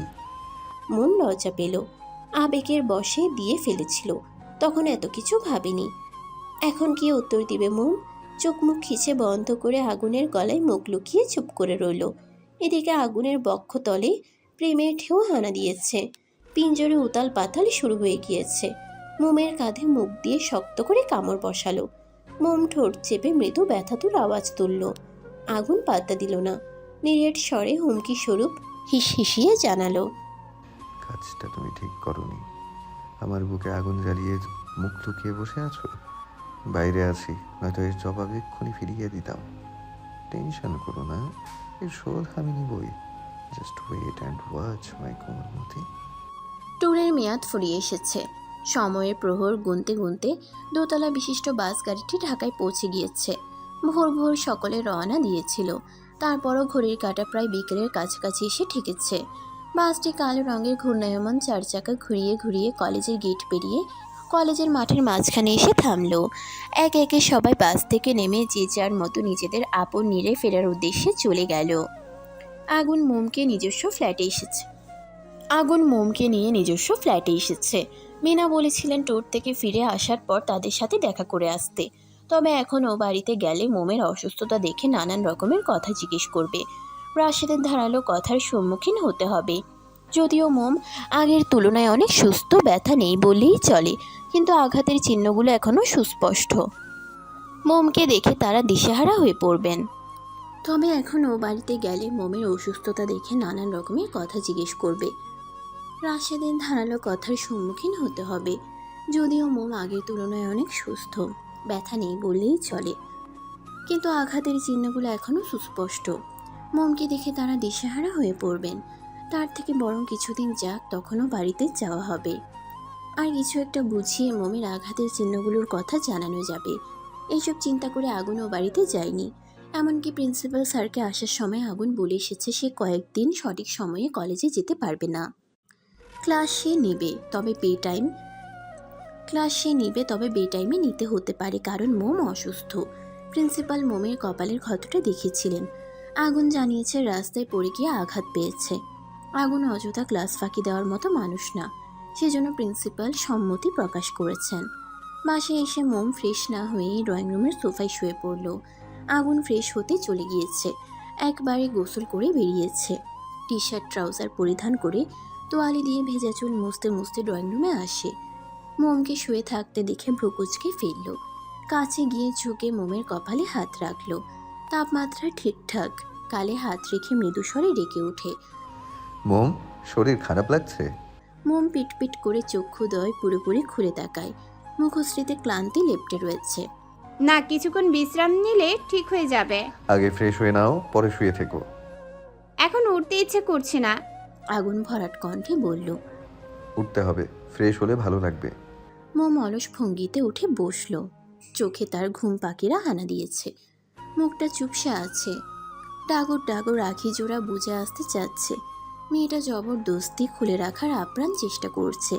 আগুন তীক্ষ্ণ দৃষ্টিতে চেয়ে তার কোমল মতির গোলগাল মুখবিবর পর্যবেক্ষণ করল। হাত বাড়িয়ে মোমকে পাজা কোলে তুলে নিল। মোম আগুনের কাঁধে মাথা এলিয়ে দিল। মেয়েটার আখিতে ঘুম লুটোপুটি খাচ্ছে। মোমকে নিয়ে আগুন সোজা ওয়াশরুমে ঢুকে গেল। কোল থেকে নামিয়ে ঝর্ণা ছেড়ে দেয়। পানির সংস্পর্শ পেতেই মোম তড়াক করে চোখ খুলে চায়। ঘুম ছুটে যায় পুরোপুরি। আকস্মিক পানি গায়ে লাগাই ভয় পেয়ে যায়। সহসা একটু দূরে দাঁড়িয়ে থাকা আগুনকে জড়িয়ে ধরে। ঠান্ডা পানি বলে শরীর কেঁপে কেঁপে উঠছে। ঝর্ণার পানি দিয়ে মোমের সাথে সাথে আগুনও ভিজে যাচ্ছে। আগুন দীর্ঘশ্বাস ছাড়ল। মোমের গায়ের পানিতে তার টি শার্ট ভিজে গিয়েছে। ব্যঙ্গ করে বলে উঠল। আগেই বলতে পারতে একসাথে গোসল করতে চাও, তাহলে অন্তত আমাকে 2বার গোসল করতে হতো না। মোম মিনমিন করে বলল। আপনি যে আমাকে সরাসরি ওয়াশরুমে নিয়ে আসবেন আমি জানতাম নাকি? ভয় পেয়ে গিয়েছিলাম। তুমি সব কিছুতে এত ভয় পাও কেন? পানির সংস্পর্শে এসেও তোমার ভয় লাগছে? মোমের থেকে আশাবাদী উত্তর পাওয়া গেল না। চুপ করে রইল সে। আগুন আর কিছু বলল না। মোমকে গোসল করিয়ে পোশাক এনে দিল। আগুন গিয়ে রুমে চেঞ্জ করে নিল। আইমানের ভার্সিটির পেছনে সে পুকুর পাড়ের বেঞ্চে বসে আছে আনিকা। বসে থাকতে থাকতে মেয়েটার কোমর অসাড় হয়ে আসছে। বিরক্তিতে মাথা চাড়া দিয়ে উঠছে। অপেক্ষা করতে আর ধৈর্য কুলাচ্ছে না। বসা হতে দাঁড়িয়ে পায়চারি করতে লাগলো। এদিক ওদিক ঘাড় নাড়াচ্ছে, অথচ আয়মানের কোনো হদিস নেই। রাগের মাথা ক্রমাগত বৃদ্ধি পাচ্ছে। একটা গাছের পাশে দাঁড়িয়ে গাছের পাতা ছিঁড়তে শুরু করলো। আবার কখনো নখ দিয়ে গাছের ছাল খুঁড়তে লাগলো। ঢাকা শহরের রাস্তার মাঝে মাঝে কিছু গাছের সারি দেখা যায়, যদিও শহরের গাছপালার সংখ্যা নগণ্য। তবে এই অল্প গাছগুলোই শহরের যান্ত্রিক জীবনে খানিকটা প্রশান্তি দেয়। গাছের পাতাগুলো হালকা বাতাসে খেলে যায়, আর সেই সাথে সারিবদ্ধভাবে দাঁড়িয়ে থাকা গাছগুলো যেন শহরের কোলাহলের মধ্যে শান্তির মুহূর্ত প্রতীক। আইমান আরও কিছুক্ষণ পর আসলো। আইমানকে দেখে আনিকার আগে ফুসফুস করতে করতে বলল। কখন আসতে বলেছিলেন? আর আপনি এখন এসেছেন? দেরি করে যখন আসবেন তখন এত তাড়াতাড়ি আসতে বলার কি দরকার ছিল? আইমান হাঁপাচ্ছে। দৌড়ে এসেছে বলে নিঃশ্বাস দ্রুত গতিতে হচ্ছে। ঘন ঘন শ্বাস টানছে। ভার্সিটির ব্যাগটা কাঁধ থেকে নামিয়ে বেঞ্চে বসে পড়ল। বোতল বের করে ঢকঢক করে পানি খেয়ে শান্ত হলো। আনিকাকে ইশারায় পাশে বসতে বলল। আনিকা বসলো। আইমান ব্যগ্র গলায় বলে ওঠে। টাইম মতোই আসতে চেয়েছিলাম, কিন্তু স্পেশাল ক্লাস ছিল, সেজন্য আসতে লেট হয়ে গিয়েছে। ক্লাস না করেই চলে আসতে চেয়েছিলাম, তবে স্যারের জন্য সম্ভব হয়নি। খুব খুব সরি। ওকে, এবার বলুন কেন ডেকেছেন? কেন ডেকেছি মানে? তোমাকে দেওয়া টাইম শেষ, ভুলে গিয়েছো? না বলিনি। তো বলো, কি সিদ্ধান্ত নিয়েছো? কিসের সিদ্ধান্ত? আইমান ভ্রুকুচকে ফেলল। চওড়া গলায় শুধালো। বুঝেও না বোঝার ঢং করছো? তোমাকে ভাবার জন্য সময় দিয়েছিলাম, আমাকে ভালোবাসবে কি না সেটার জন্য। ভালো না বাসলেও প্রবলেম নেই, আমার একার ভালোবাসাই যথেষ্ট। শুধু বিয়ের জন্য হ্যাঁ বললেই চলবে। আনিকা ভেঙচি কাটে ব্যঙ্গাত্মক স্বরে জবাব দিল। রাজি না থাকলে কি করবেন? এমনভাবে বলছেন যেন আমি আপনাকে গ্রহণ করতে বাধ্য। অবশ্যই তুমি বাধ্য। আমি ছাড়া তোমার সেকেন্ড কোনো ওয়ে নেই। সো ফালতাবাজি বাদ দিয়ে আসল কথায় বলো। আনিকা ভাবলিসহীনভাবে জানালো। আপনাকে আমার পছন্দ না। আইমানও ফটাফট মুখ ঝামটি মেরে উত্তর দিল। আমাকে পছন্দ নাকি জানতে চাইনি। তোমার ফাইনাল এক্সামের আগে আমাদের এঙ্গেজমেন্ট হবে, তার জন্য তুমি প্রস্তুত কিনা সেটা বলো। আনিকা হতভম্ব হয়ে গেল। ঝাঁস নিয়ে তিরিক্কি মেজাজে বলে। যেখানে আমি আপনাকে পছন্দই করি না সেখানে আপনার সাথে এঙ্গেজমেন্ট করার জন্য হ্যাঁ বলবো কি করে? বাড়ি আশ্চর্যজনক মানুষ তো আপনি। বেশি কথা ভালো লাগছে না। আজকে লাঞ্চ করিনি, ক্ষুধায় পেটে ইঁদুর দৌড়াচ্ছে। তুমি মেয়ে ভাঙবে কিন্তু মচকাবে না। আমি জানি তুমি আমাকে পছন্দ করে ফেলেছো, আর এখন অ্যাটিটিউড দেখিয়ে মুখে তেজ ফুটিয়ে অস্বীকার করছো। আনিকা গা ছাড়া ভাবে অন্যদিকে চেয়ে বলে। আমার বয়ে গেছে আপনাকে পছন্দ করতে। আনিকার কোমর পেঁচিয়ে এক ঝটকায় কাছে টেনে নিল আইমান। একদম কাছে, যতটা কাছে গেলে দুজন ভিন্ন লিঙ্গের মানুষের গাত্রে গাত্রে স্বল্প বাসনা স্থূল কায়ার জন্ম নেয়। দুজনের শ্বাস প্রশ্বাস একে অপরের মুখে আছড়ে পড়ে। আনিকার নাকের সাথে আইমানের নাক লেগে আছে, তার কপালে কপাল লেগে আছে। চার জোড়া পিবর ঠোঁট মাত্র অল্প একটু দূরে। আইমানের সুগভীর স্পষ্ট প্রকাশ্যযোগ্য অক্ষিপট আনিকার কাজল কালো অক্ষিপটে নিবদ্ধ। আনিকার তনুমন কেঁপে ওঠা আইমানের ছোঁয়ায়। শরীর বরফ খণ্ডের মতো জমে গিয়েছে। নয়তো আনিকা শরীর নাড়াতে পারছে না কেন?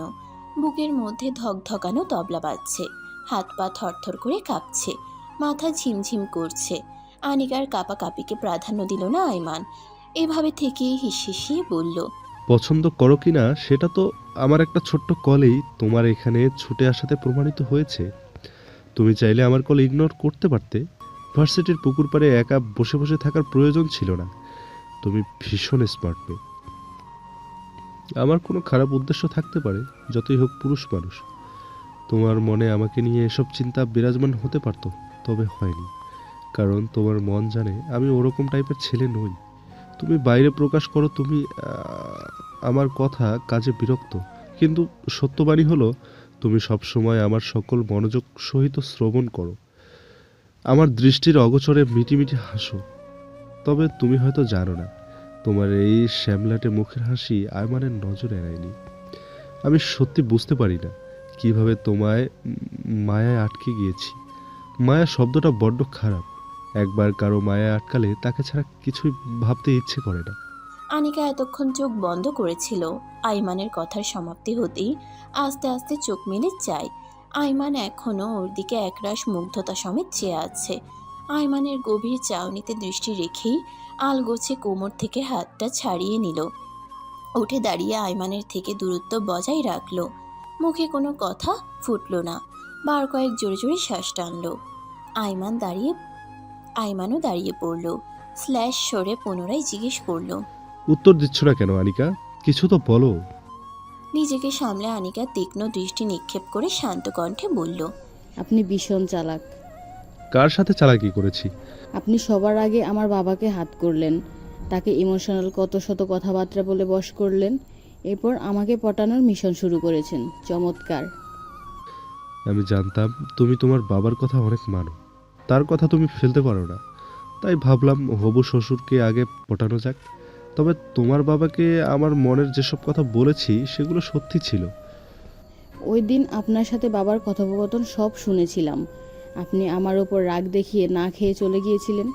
আইমানের মুখভঙ্গি স্বাভাবিক। আনিকা ভেবেছিল আইমান অবাক হবে। এরকম কিছুই হলো না। বারিকি নিঃশ্বাস ছেড়ে আইমান বলে। তুমি দরজার বাইরে চোরের মতো দাঁড়িয়ে আমাদের কথা শুনছিলে সেটা আমি জানি। আনিকা চক্ষুদ্বয় বড় বড় করে তাকায়। অবাক হয়ে প্রশ্ন করল। কিভাবে? আইমান ঠোঁট বাঁকিয়ে হাসল। কণ্ঠ খাদে এনে উৎফুল্লতা নিয়ে জানায়। দরজার বাইরে তোমার ওড়নার একাংশ দেখা যাচ্ছিল। আনিকা আর কিছু বলল না। দুজনের মধ্যে পিনপিন নীরবতা বিরাজ করছে। পুকুরের টলমলে পানিতে নজর বুলিয়ে আনিকা বলে। সন্ধ্যা হয়ে আসছে, বাড়িতে ফিরতে হবে, বাবা চিন্তা করবেন। আনিকা, হেয়ালি ভালো লাগছে না। তোমার বাবা আমাকে পেটে নিয়েছে, এখন তুমি বললে আমার ফ্যামিলি নিয়ে তোমাদের বাড়িতে যাব। পরে বলবো। পরে না, এখন বলো। ভাবার জন্য তো এতদিন সময় দিয়েছিলাম। আমার পরীক্ষা শেষ হোক, তাছাড়া আপনার অনার্স এখনও কমপ্লিট হয়নি। এক্ষুনি বিয়ে করে বাসর করে ফেলতে চাচ্ছি নাকি, জাস্ট এঙ্গেজমেন্ট করিয়ে রাখবো। একটু থেমে উচ্ছ্বসিত কণ্ঠে আয়মান হাসি মুখে বলল, ওই, তার মানে তুমি রাজি? আমাদের পরীক্ষার জন্য দ্বিধায় ভুগছো? আনিকা থমথমে খায়, শুষ্ক ঢোক গিলল। ভেতরের উত্তেজনা আয়মানের সামনে প্রকাশ করল না, গম্ভীর কণ্ঠে বলল, মোটেই না।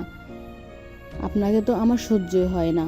আমার বাবা যেহেতু আপনাকে পছন্দ করে আর আপনি ছেঁচড়ার মতো আমার পিছু পিছু ঘুরেন, তাই দয়া দেখিয়ে ভাবছি আপনার কথায় রাজি হয়ে যাব।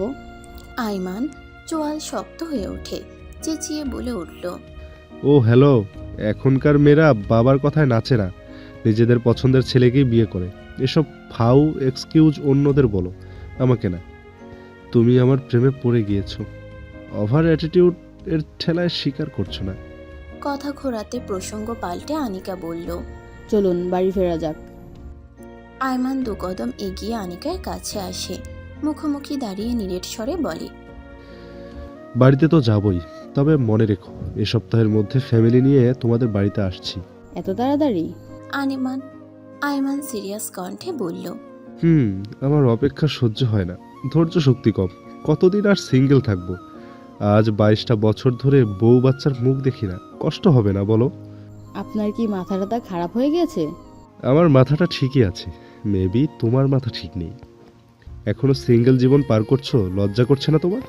আনিকার চক্ষু কপালে উঠে গেল, বিস্ময়ী কিং কর্তব্য বিমর্ষে। বলে কি এই ছেলে, শেষে কিনা এক মেন্টাল ছেলে তার কপালে জুটেছে। ঝাঁঝালো গলায় বলল, কী সব আজে বাজে বকছেন আপনি? সিঙ্গেল থাকতে লজ্জা কেন করবে? সবে ইন্টার সেকেন্ড ইয়ারের স্টুডেন্ট আমি। এত ছোট থাকতে বিয়ে করার কি আছে? আয়মান ঠেস মেরে ঠোঁট উল্টে বলে, বলে আমার কচি খুকি সোনা রে, তুমি নিজেকে ছোট ভাবছো? জানো, আমার বড় ভাইয়ের বউ বয়সে তোমার থেকে অনেক ছোট, 10ম শ্রেণীতে পড়ে। সে আমার ভাইকে বিয়ে করে বাসর করে ফেলেছে। আমাকে বলছেন কেন? তোমাকেই তো বলবো, কারণ তুমি ভাবির থেকে বড়, বুঝদার মেয়ে মানুষ। পর মুহূর্তেই নাক টানার মতো অভিনয় করে কাঁদো কাঁদো গলায় বলল, যেদিন আমার ভাইয়ের বাসরের ব্যবস্থা করে দিয়ে নিজের রুমে এসেছিলাম, সেদিন তোমাকে কত মিস করেছি। মেয়েদের প্রতি আকর্ষিত না হওয়া আমার ভাই কচি বউ পেয়ে রুম থেকে বেরোতেই চায় না, মনে হয় প্রতিদিনই বাসর করে। পরপর 2 দিন ভাইকে সকালে গোসল করতে দেখেছি, যদিও কলেজে গেলে সকালে গোসল করে, বাট ভাবিকে ভেজা চুল মুছে বারান্দায় দাঁড়িয়ে মধ্যে তোয়ালে মেলতে দেখেছি। তার মানে ব্যাপারটা কি দাঁড়ালো? নিশ্চয়ই প্রতি রাতে ফুটবল খেলে। ইয়া আল্লাহ, মাবুদ, ছি! চুপ করুন বজ্জাত ছেলে। নিজের বড় ভাই ভাবির দিকে এভাবে নজর বোলাতে লজ্জা করে না? ও হ্যাঁ, আমি তো ভুলে গিয়েছিলাম, আপনি একটা নির্লজ্জ। লজ্জা আপনাকে দেখে লজ্জা পাবে। আয়মান চনমনে চিত্তে দাম্ভিকের সহিত বলল, আমি তাদের দিকে নজর রাখতে যাব কোন দুঃখে? বেডরুমের দরজা খোলা ছিল, ভাইকে ডাকতে গিয়ে দেখেছিলাম। তবে তুমি এত চাপ নিও না, মেয়েদের প্রতি আমার কোনো ইন্টারেস্ট নেই। আমাদের এঙ্গেজমেন্ট হলে তোমার হাতটা পর্যন্ত স্পর্শ করব না, দূরত্ব মেনটেন করে চলবো। শুধু মাঝে মাঝে 2-1টা চুমুটুমুক খাবো, এই আর কি। এছাড়া বেশি কিছু করব না, যা করার বিয়ের পর করব। After all I am a innocent boy. বলেই ঝুঁকে আনিকার গালে টুপ করে একটা চুমু খেলো। সময় ব্যয় করলো না, তুরন্ত পেছন ফিরে হাঁটা ধরলো। যেতে যেতে হাঁক ছেড়ে আনিকাকে তার পিছু পিছু পা চালাতে বলল। এদিকে আনিকা হা হয়ে তাকিয়ে আছে। আয়মানের ভেজা চুমু আনিকার মসৃণ গালে লেপ্টে রয়েছে। আনমনে এক হাত গালে রাখলো আনিকা, যেখানটায় আয়মান চুমু খেয়েছে। ফ্যাল ফ্যাল করে আয়মানের যাওয়ার দিকে চেয়ে রইল। নিজে হাঁটতে বেমালুম ভুলে গেল। মস্তিষ্কের ভেতর আয়মানের অগোছালো বাক্যগুলো দাপাদাপি করছে। এঙ্গেজমেন্ট হলে দূরত্ব মেনটেন করবে, অথচ চুমু খেতে কোনো সমস্যা নেই। গরমের রাতের আকাশ এবং প্রকৃতির সৌন্দর্য একটি বিশেষ অভিজ্ঞতা, যা মনকে প্রশান্তি ও শান্তি দেয়। দিনের গরম তাপের পর যখন রাতের অন্ধকার সবকিছু গ্রাস করে, তখন প্রকৃতি এক নতুন রূপে ধরা দেয়। আগুন বুকে হাত গুজে মোমের পাশে শটান হয়ে দাঁড়িয়ে সে খাতায় কিছু লিখছে। আগুন গম্ভীর কণ্ঠে জানতে চাইল, পড়া কত দূর মম? মোম হকচকিয়ে যায়, তুরন্ত খাতাটা বন্ধ করে ফেলল। জোরপূর্বক হেসে বলল, এই তো আর একটু। আগুন ধারাম করে টেবিলে হাতে থাকা স্টিলের স্কেল দিয়ে শব্দ তুলল। কাঠের ডিজাইনার কাঠামো, টেবিলটা ভূমিকম্পের ন্যায় কেঁপে উঠল। সাথে মোমের পাতলা শরীর গমগমে গলায় প্রশ্ন করল, গত 2.5 ঘন্টা ধরে একই কথা বলছো, আরেকটু, এখনো পড়া শেষ হয়নি? পড়াটুকুন সোনারগাঁওয়ে যাওয়ার আগে দিয়েছিলাম। এতদিন কি করেছো? পরীক্ষার সময় যে ঘনিয়ে আসছে, মাথায় আছে কি? কিছু বলি না বলে মাথায় চড়ে বসেছো, কথা গায়ে মাখো না। মোম চুপসানো মুখে ভীতিকর নজরে বলে, কোথায় আপনার মাথায় চড়েছি? আমি তো চেয়ারে বসে আছি। আগুন ভ্যাবাচিকা খেয়ে গেল। সে সিরিয়াস কথা বলছে আর এই মেয়ে ফোঁস করে তপ্ত শ্বাস টানলো। তীক্ষ্ণ দৃষ্টিতে টেবিলে রাখা খাতার উপর মোমের হাতটা পরোক্ষ করলো। শক্ত করে খাতাটা ধরে রেখেছে। দেখি খাতাটা দাও তো। মোমের ছোট্ট কায়া ধরফরিয়ে ওঠে। শুষ্ক ঢোক গিলে মেকি হেসে বলল, খাতা নিয়ে আপনি কি করবেন? সেটা আমি বুঝে নেব। মন দিল না। আগুনে অপেক্ষা করল না, টান দিয়ে খাতাটা নিয়ে গেল। অল্প সংখ্যক পৃষ্ঠা উল্টাতেই চোখের সামনে দৃশ্যমান হলো এবড়ো থেবড়ো আঁকা একটা মানুষের ছবি। ছবিটার নিচে গোটা গোটা অক্ষরে লেখা গুলো আগুন স্বীয় কণ্ঠস্বরে উচ্চারণ করলো। কুমড়ো মার্কা গোমরা মুখ মাস্টার মশাই, আপনি এত রাগী কেন? কথায় কথায় ধমক দেন কেন? আপনি যখন ধমক দেন তখন আমি পচা পান্তা ভাতের স্বাদ পাই। যখন রাগী গলায় কথা বলেন তখন আমি অটো রিকশার ঠ্যাডের আওয়াজ শুনতে পাই। যখন শাসন করেন তখন আমি তিতা করল্লার গন্ধ পাই, যা তিতা হলেও স্বাস্থ্যকর। যখন আমার যত্ন করেন তখন আমি মা বাবার ছায়া দেখতে পাই। যখন আপনি আদর করেন তখন। লাস্টের লাইনের বাক্য অসম্পূর্ণ। মনোযোগ সহকারে পুরো লেখাটা পড়ল আগুন। ব্রুকুচকে সুগভীর চাউনিতে তাকালো মোমের দিকে। মোম সহসা জিভ কাটলো, চোখ খিচে বন্ধ করে রাখলো। লজ্জায় হাঁসফাঁস লাগছে। মোমের কর্ণ গোছরে ভেসে আসলো আগুনের ভরাট কণ্ঠস্বর। তুমি পড়া রেখে খাতার মধ্যে এসব হাবিজাবি লিখছিলে? তোমার সাহস দেখে আমি রীতিমতো হতবিহ্বল হয়ে যাচ্ছি। মোম চোখ খুলে ভয়ে ভয়ে উঠে দাঁড়ায়। মাথা নিচু করে আচমকা ফুঁপিয়ে কেঁদে উঠল।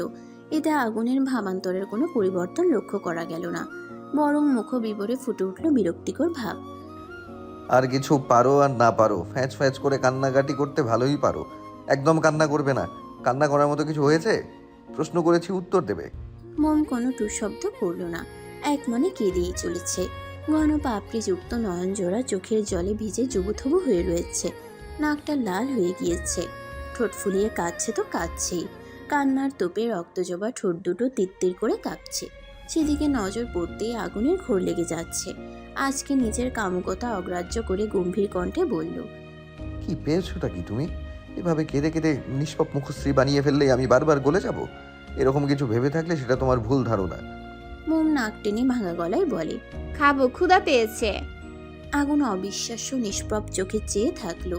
এতক্ষণ ধরে কাকে কি বললো তেজি গলায় বলে ওঠে, খেতে হবে না। এক রাতে না খেলে কিছু হবে না। আজকে পড়া না দিয়ে খাওয়া ঘুম কোনোটাই করতে পারবে না। মোম গাল ফুলিয়ে মাথা নিচু করে দাঁড়িয়ে রইল। ও পড়াটা সম্পূর্ণ পারে, তবে আগুন জিজ্ঞেস করলে সঠিক উত্তর দিতে পারে না। আগুন প্রশ্ন করে ঘুরিয়ে পেঁচিয়ে যার দরুন সব উত্তর কেমন গুলিয়ে যায়। আগুন লম্বা শ্বাস টানে, মোমের চোখের পানি মুছে দেয়, কপালে গাঢ় করে ঠোঁট ছুঁয়ে দিল। বুকের মধ্যে জড়িয়ে ধরে শান্ত কণ্ঠে বলল, এখনো তোমার অর্ধেক সিলেবাস কমপ্লিট হয়নি। কত পড়া বাকি রয়েছে জানো? একদিন পড়বে, 10 দিন পড়বে না, এমন করলে হবে? নিয়মিত পড়াশোনা করতে হবে, তবেই না ভালো রেজাল্ট আশা করা যাবে। আমি পড়েছি তো, কিন্তু আপনি পড়া ধরলে কেন যেন বলতে পারি না।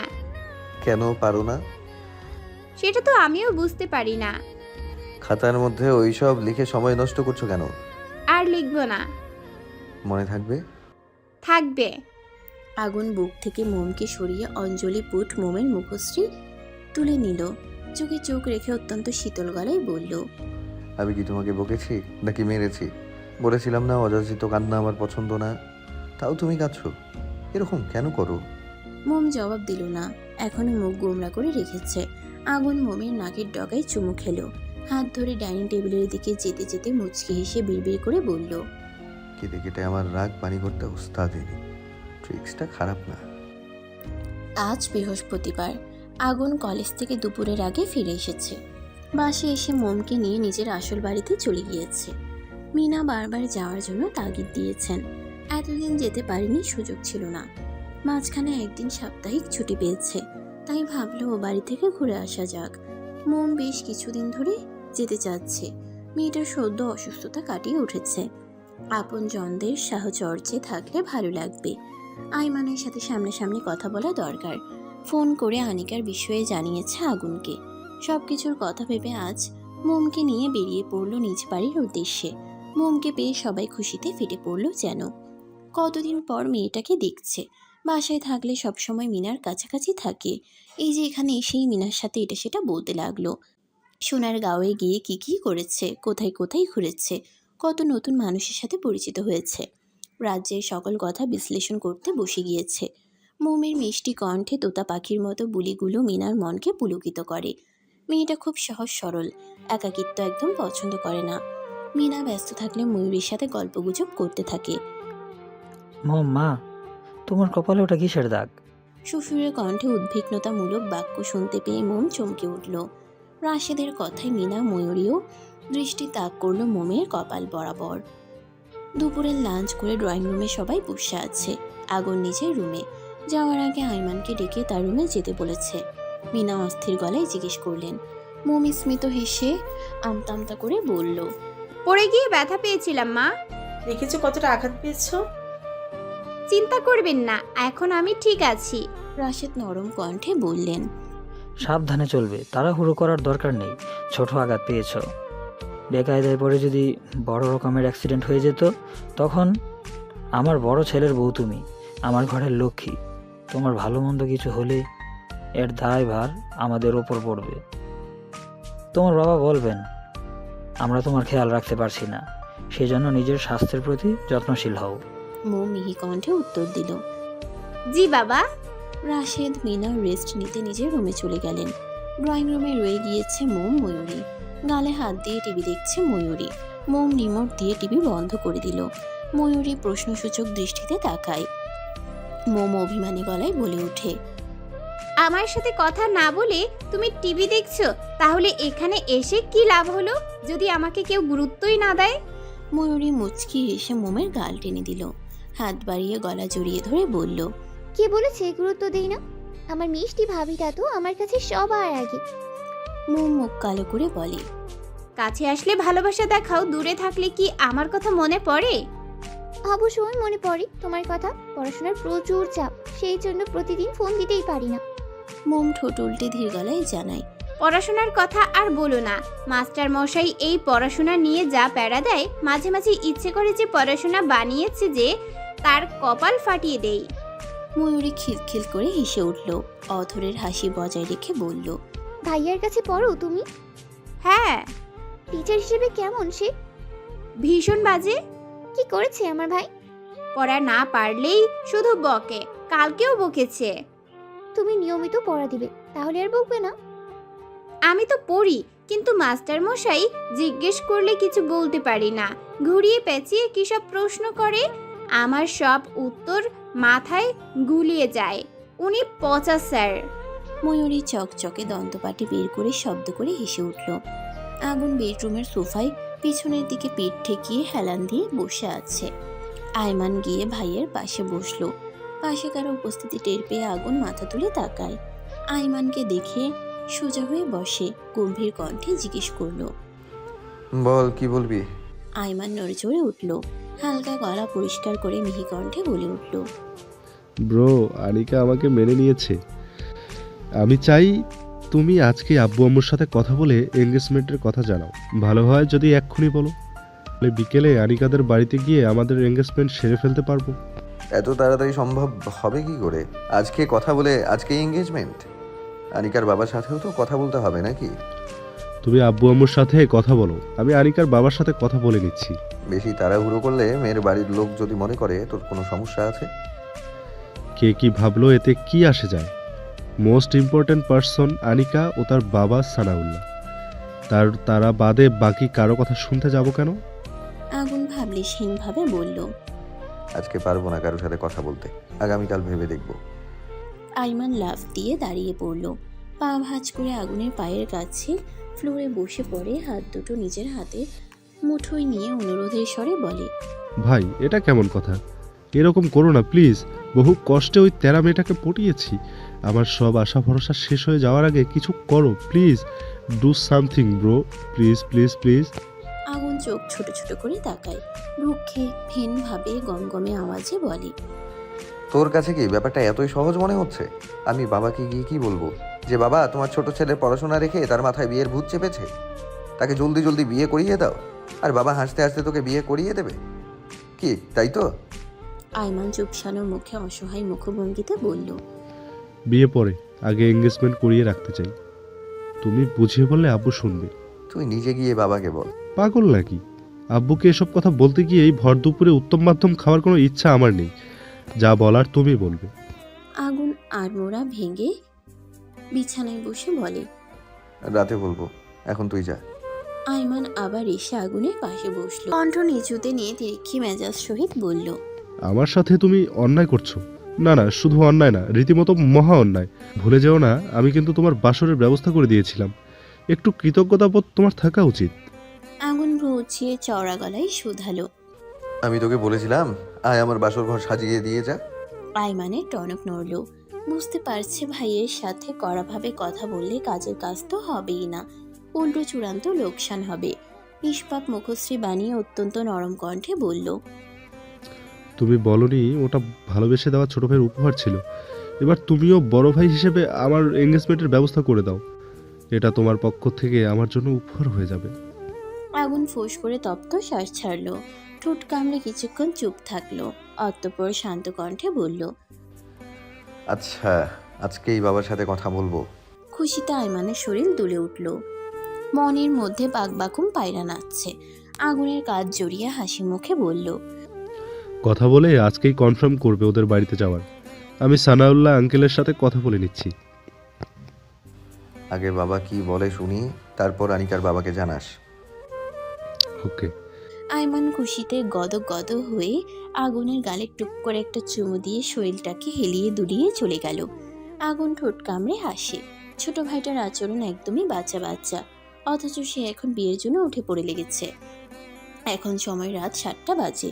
যদিও এই সময়টাকে সন্ধ্যার সময় ধরা হয়, তবে হিসেব করলে এই সময়টা রাতেরই অংশ বিশেষ।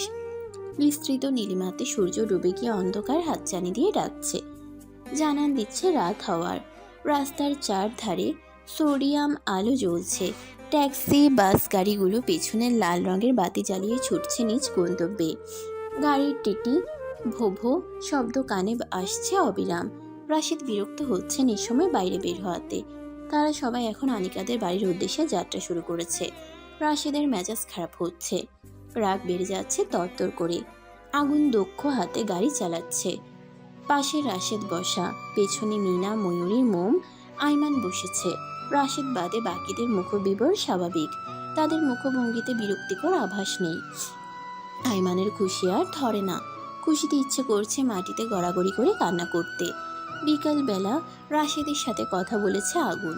রাশেদ বেশ অবাক হয়েছিলেন আগুন নিজে থেকে তার সাথে কথা বলতে আসায়। আগুন সচরাচর নিজ থেকে রাশেদের সাথে কথা বলতে আসে না। আগুনের ভাবভঙ্গি সিরিয়াস দেখে রাশেদ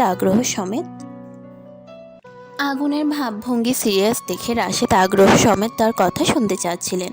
কিন্তু আগুনের মুখে আইমানের এঙ্গেজমেন্টের কথা শুনে দপ করে মস্তিষ্কে আগুন জ্বলে ওঠে। চিৎকার করে আইমানকে ডেকে বকাবকি শুরু করেন। রাশেদের চিৎকারে বাকিরা ছুটে আসে রুমে। রাশেদের চেঁচামেচিতে আইমান তেমন কোনো প্রতিক্রিয়া দেখায়নি, নীরব দর্শকের ভূমিকা পালন করেছে। যেহেতু আগুন ওর হয়ে বাবার সাথে কথা বলছে, সেখানে ওর চুপ থাকাকেই সঠিক বলে মনে হয়েছে। আগুন শান্ত কণ্ঠে রাশেদকে বলেছে, বর্তমান ছেলেমেয়েরা আবেগের বশে অনেক ব্যভিচার খারাপ কাজে লিপ্ত হয়ে পড়ে। তারা সহজে কোনো কিছু আদায় করতে না পারলে অন্যায়ের পথ বেছে নেয়। তাদের সেই সুযোগ না দেওয়াই ভালো। হারামভাবে ছেলেমেয়েরা ফ্যামিলির চোখের আড়ালে লুকিয়ে প্রেম করা, ঘোরাঘুরি বা মেলামেশা করার থেকে দুই নরনারীকে হালালভাবে একসাথে চলার পথ সুগম করে দিলে সবচেয়ে ভালো হবে। কিছুদিন পর কোনো দুর্ঘটনা ঘটলে আইমানের সাথে আমাদের ফ্যামিলিরও সম্মানও যাবে। বকাবকি বা মারামারি করে মান সম্মান ফেরানো যাবে না। তার থেকে বরং ঠান্ডা মাথায় ভেবে চিনতে ছোট্ট করে আইমানের এঙ্গেজমেন্টটা করিয়ে রাখলে ভালো হয়। ওদের পরীক্ষা শেষে সকল বিধিমালা প্রাধান্য সমেত বিয়ে পড়ানো যাবে। তাছাড়া মেয়ে খুব ভালো, মিডল ক্লাস ফ্যামিলির মেয়ে হলেও তাদের নামে কোনো খারাপ কিছু শোনা যায়নি। সম্মানের সঙ্গে বসবাস করে চলেছে। ছেলে মেয়ের ইচ্ছার বিরুদ্ধে না গিয়ে তাদের কথায় সম্মতি প্রকাশ করা ভালো। রাশেদ আগুনের কথা মনোযোগ সহকারে শুনলেন এবং সিদ্ধান্ত নিলেন আজকেই যাবেন আনিকাদের বাড়িতে। মূলত আইমানের জোড়াজুড়িতে আজকেই যেতে হচ্ছে। রাশেদ সময় চাচ্ছিলেন সেটা তার ছেলে হতে দিলে তো। রাশেদ রাজি হয়েছে। খবরটা শোনা মাত্র আইমান সানাউল্লাহকে ফোন করে জানিয়েছে তারা সবাই ওনাদের বাড়িতে আসছে। এভাবে হুট করে বলায় সানাউল্লাহ বিব্রতকর পরিস্থিতিতে পড়ে গেলেন। ওনাকে কিছু বলার সুযোগ না দিয়ে আইমান কল কেটে দিয়েছে। জোগাড় আত্মীয়রও তো একটা ব্যাপার আছে। এই অল্প সময়ে কিভাবে ম্যানেজ করবেন তিনি? কত বড়লোক বাড়ির মানুষ তারা। সানাউল্লাহর আয়োজন কি আজও পছন্দ হবে তাদের? আইমানের কোনো সমস্যা নেই, বাবার টাকা আছে, শুধু আংটি আর আনিকার জন্য খুচরো কিছু কসমেটিক্স কিনে নিয়েছে। আগুন এক ফাঁকে গালে দাঁড় করিয়ে মিষ্টি, ফ্রুটস, বিস্কুট, চানাচুর, চিপস কিনে মোটামুটি একটা বড়সড় ব্যাগ বানিয়ে ফেলেছে। আনিকাদের বাড়িতে পৌঁছে গিয়েছে সবাই। সোফায় বসে আছে রাশেদ। মোটা ফ্রেমের চশমার আড়াল থেকে আধ পুরো চক্ষুজোড়া ঘুরিয়ে ঘুরিয়ে বাড়িটা অবলোকন করছেন। একতলা বিশিষ্ট বাড়ি, দেয়াল টানা, তবে উপরের ছাদ টিনের তৈরি। 3টা রুম, আসবাবপত্র, ফার্নিচার দিয়ে সুন্দর পরিপাটি করে সাজানো গোছানো। বেশ পরিষ্কার পরিচ্ছন্ন লাগছে দেখতে। ওদের সামনে ছোট টি টেবিলে হরেক রকমের খাবার সাজানো, কয়েক ধরনের ফল, মিষ্টি, শুকনো খাবার। সবার সাথে সানাউল্লাহ বসে আছেন। ওনার ভীষণ হাঁসফাঁস লাগছে, কিছু বলতেও দ্বিধাবোধ করছেন। সময় নিয়ে ভদ্রতা স্বরূপ নম্রতা সহকারে বলে উঠলেন, আপনারা কিছু খাচ্ছেন না যে? ক্ষমা সুন্দর চোখে দেখবেন, আপনাদের চাহিদা অনুযায়ী ব্যবস্থা করতে পারিনি। আসলে সময় অল্পতার জন্য যা পেরেছি ততটুকুই করেছি। মিনা মুচকি হেসে বললেন, এসব কি বলছেন ভাই? আপনাদের প্রতি আমরা অসন্তুষ্ট নই। আমাদেরই উচিত হয়নি হুট করে চলে আসার। ছেলের পাগলামোর জন্যই আসতে বাধ্য হয়েছি। সানাউল্লাহ স্বস্তি নিঃশ্বাস ছাড়লেন। সবাই হালকা খেলো। মোম 2 টুকরো কমলার পিস খেয়েছে আর আমের জুস। মোম আনিকাকে দেখার জন্য এদিক ওদিক নজর বুলাচ্ছে। মোম যেই পোশাকই পরুক না কেন তাতেই দারুণ লাগে। আগুন বউয়ের ব্লাসিত রক্তাভ গালে আর পিবর ঠোঁটের দিকে চেয়ে আছে। ইচ্ছে করছে টপাটপ গুটি কয়েক চুমু খেতে। মোম জুসের গ্লাস রেখে আগুনের দিকে আর চোখে তাকায়।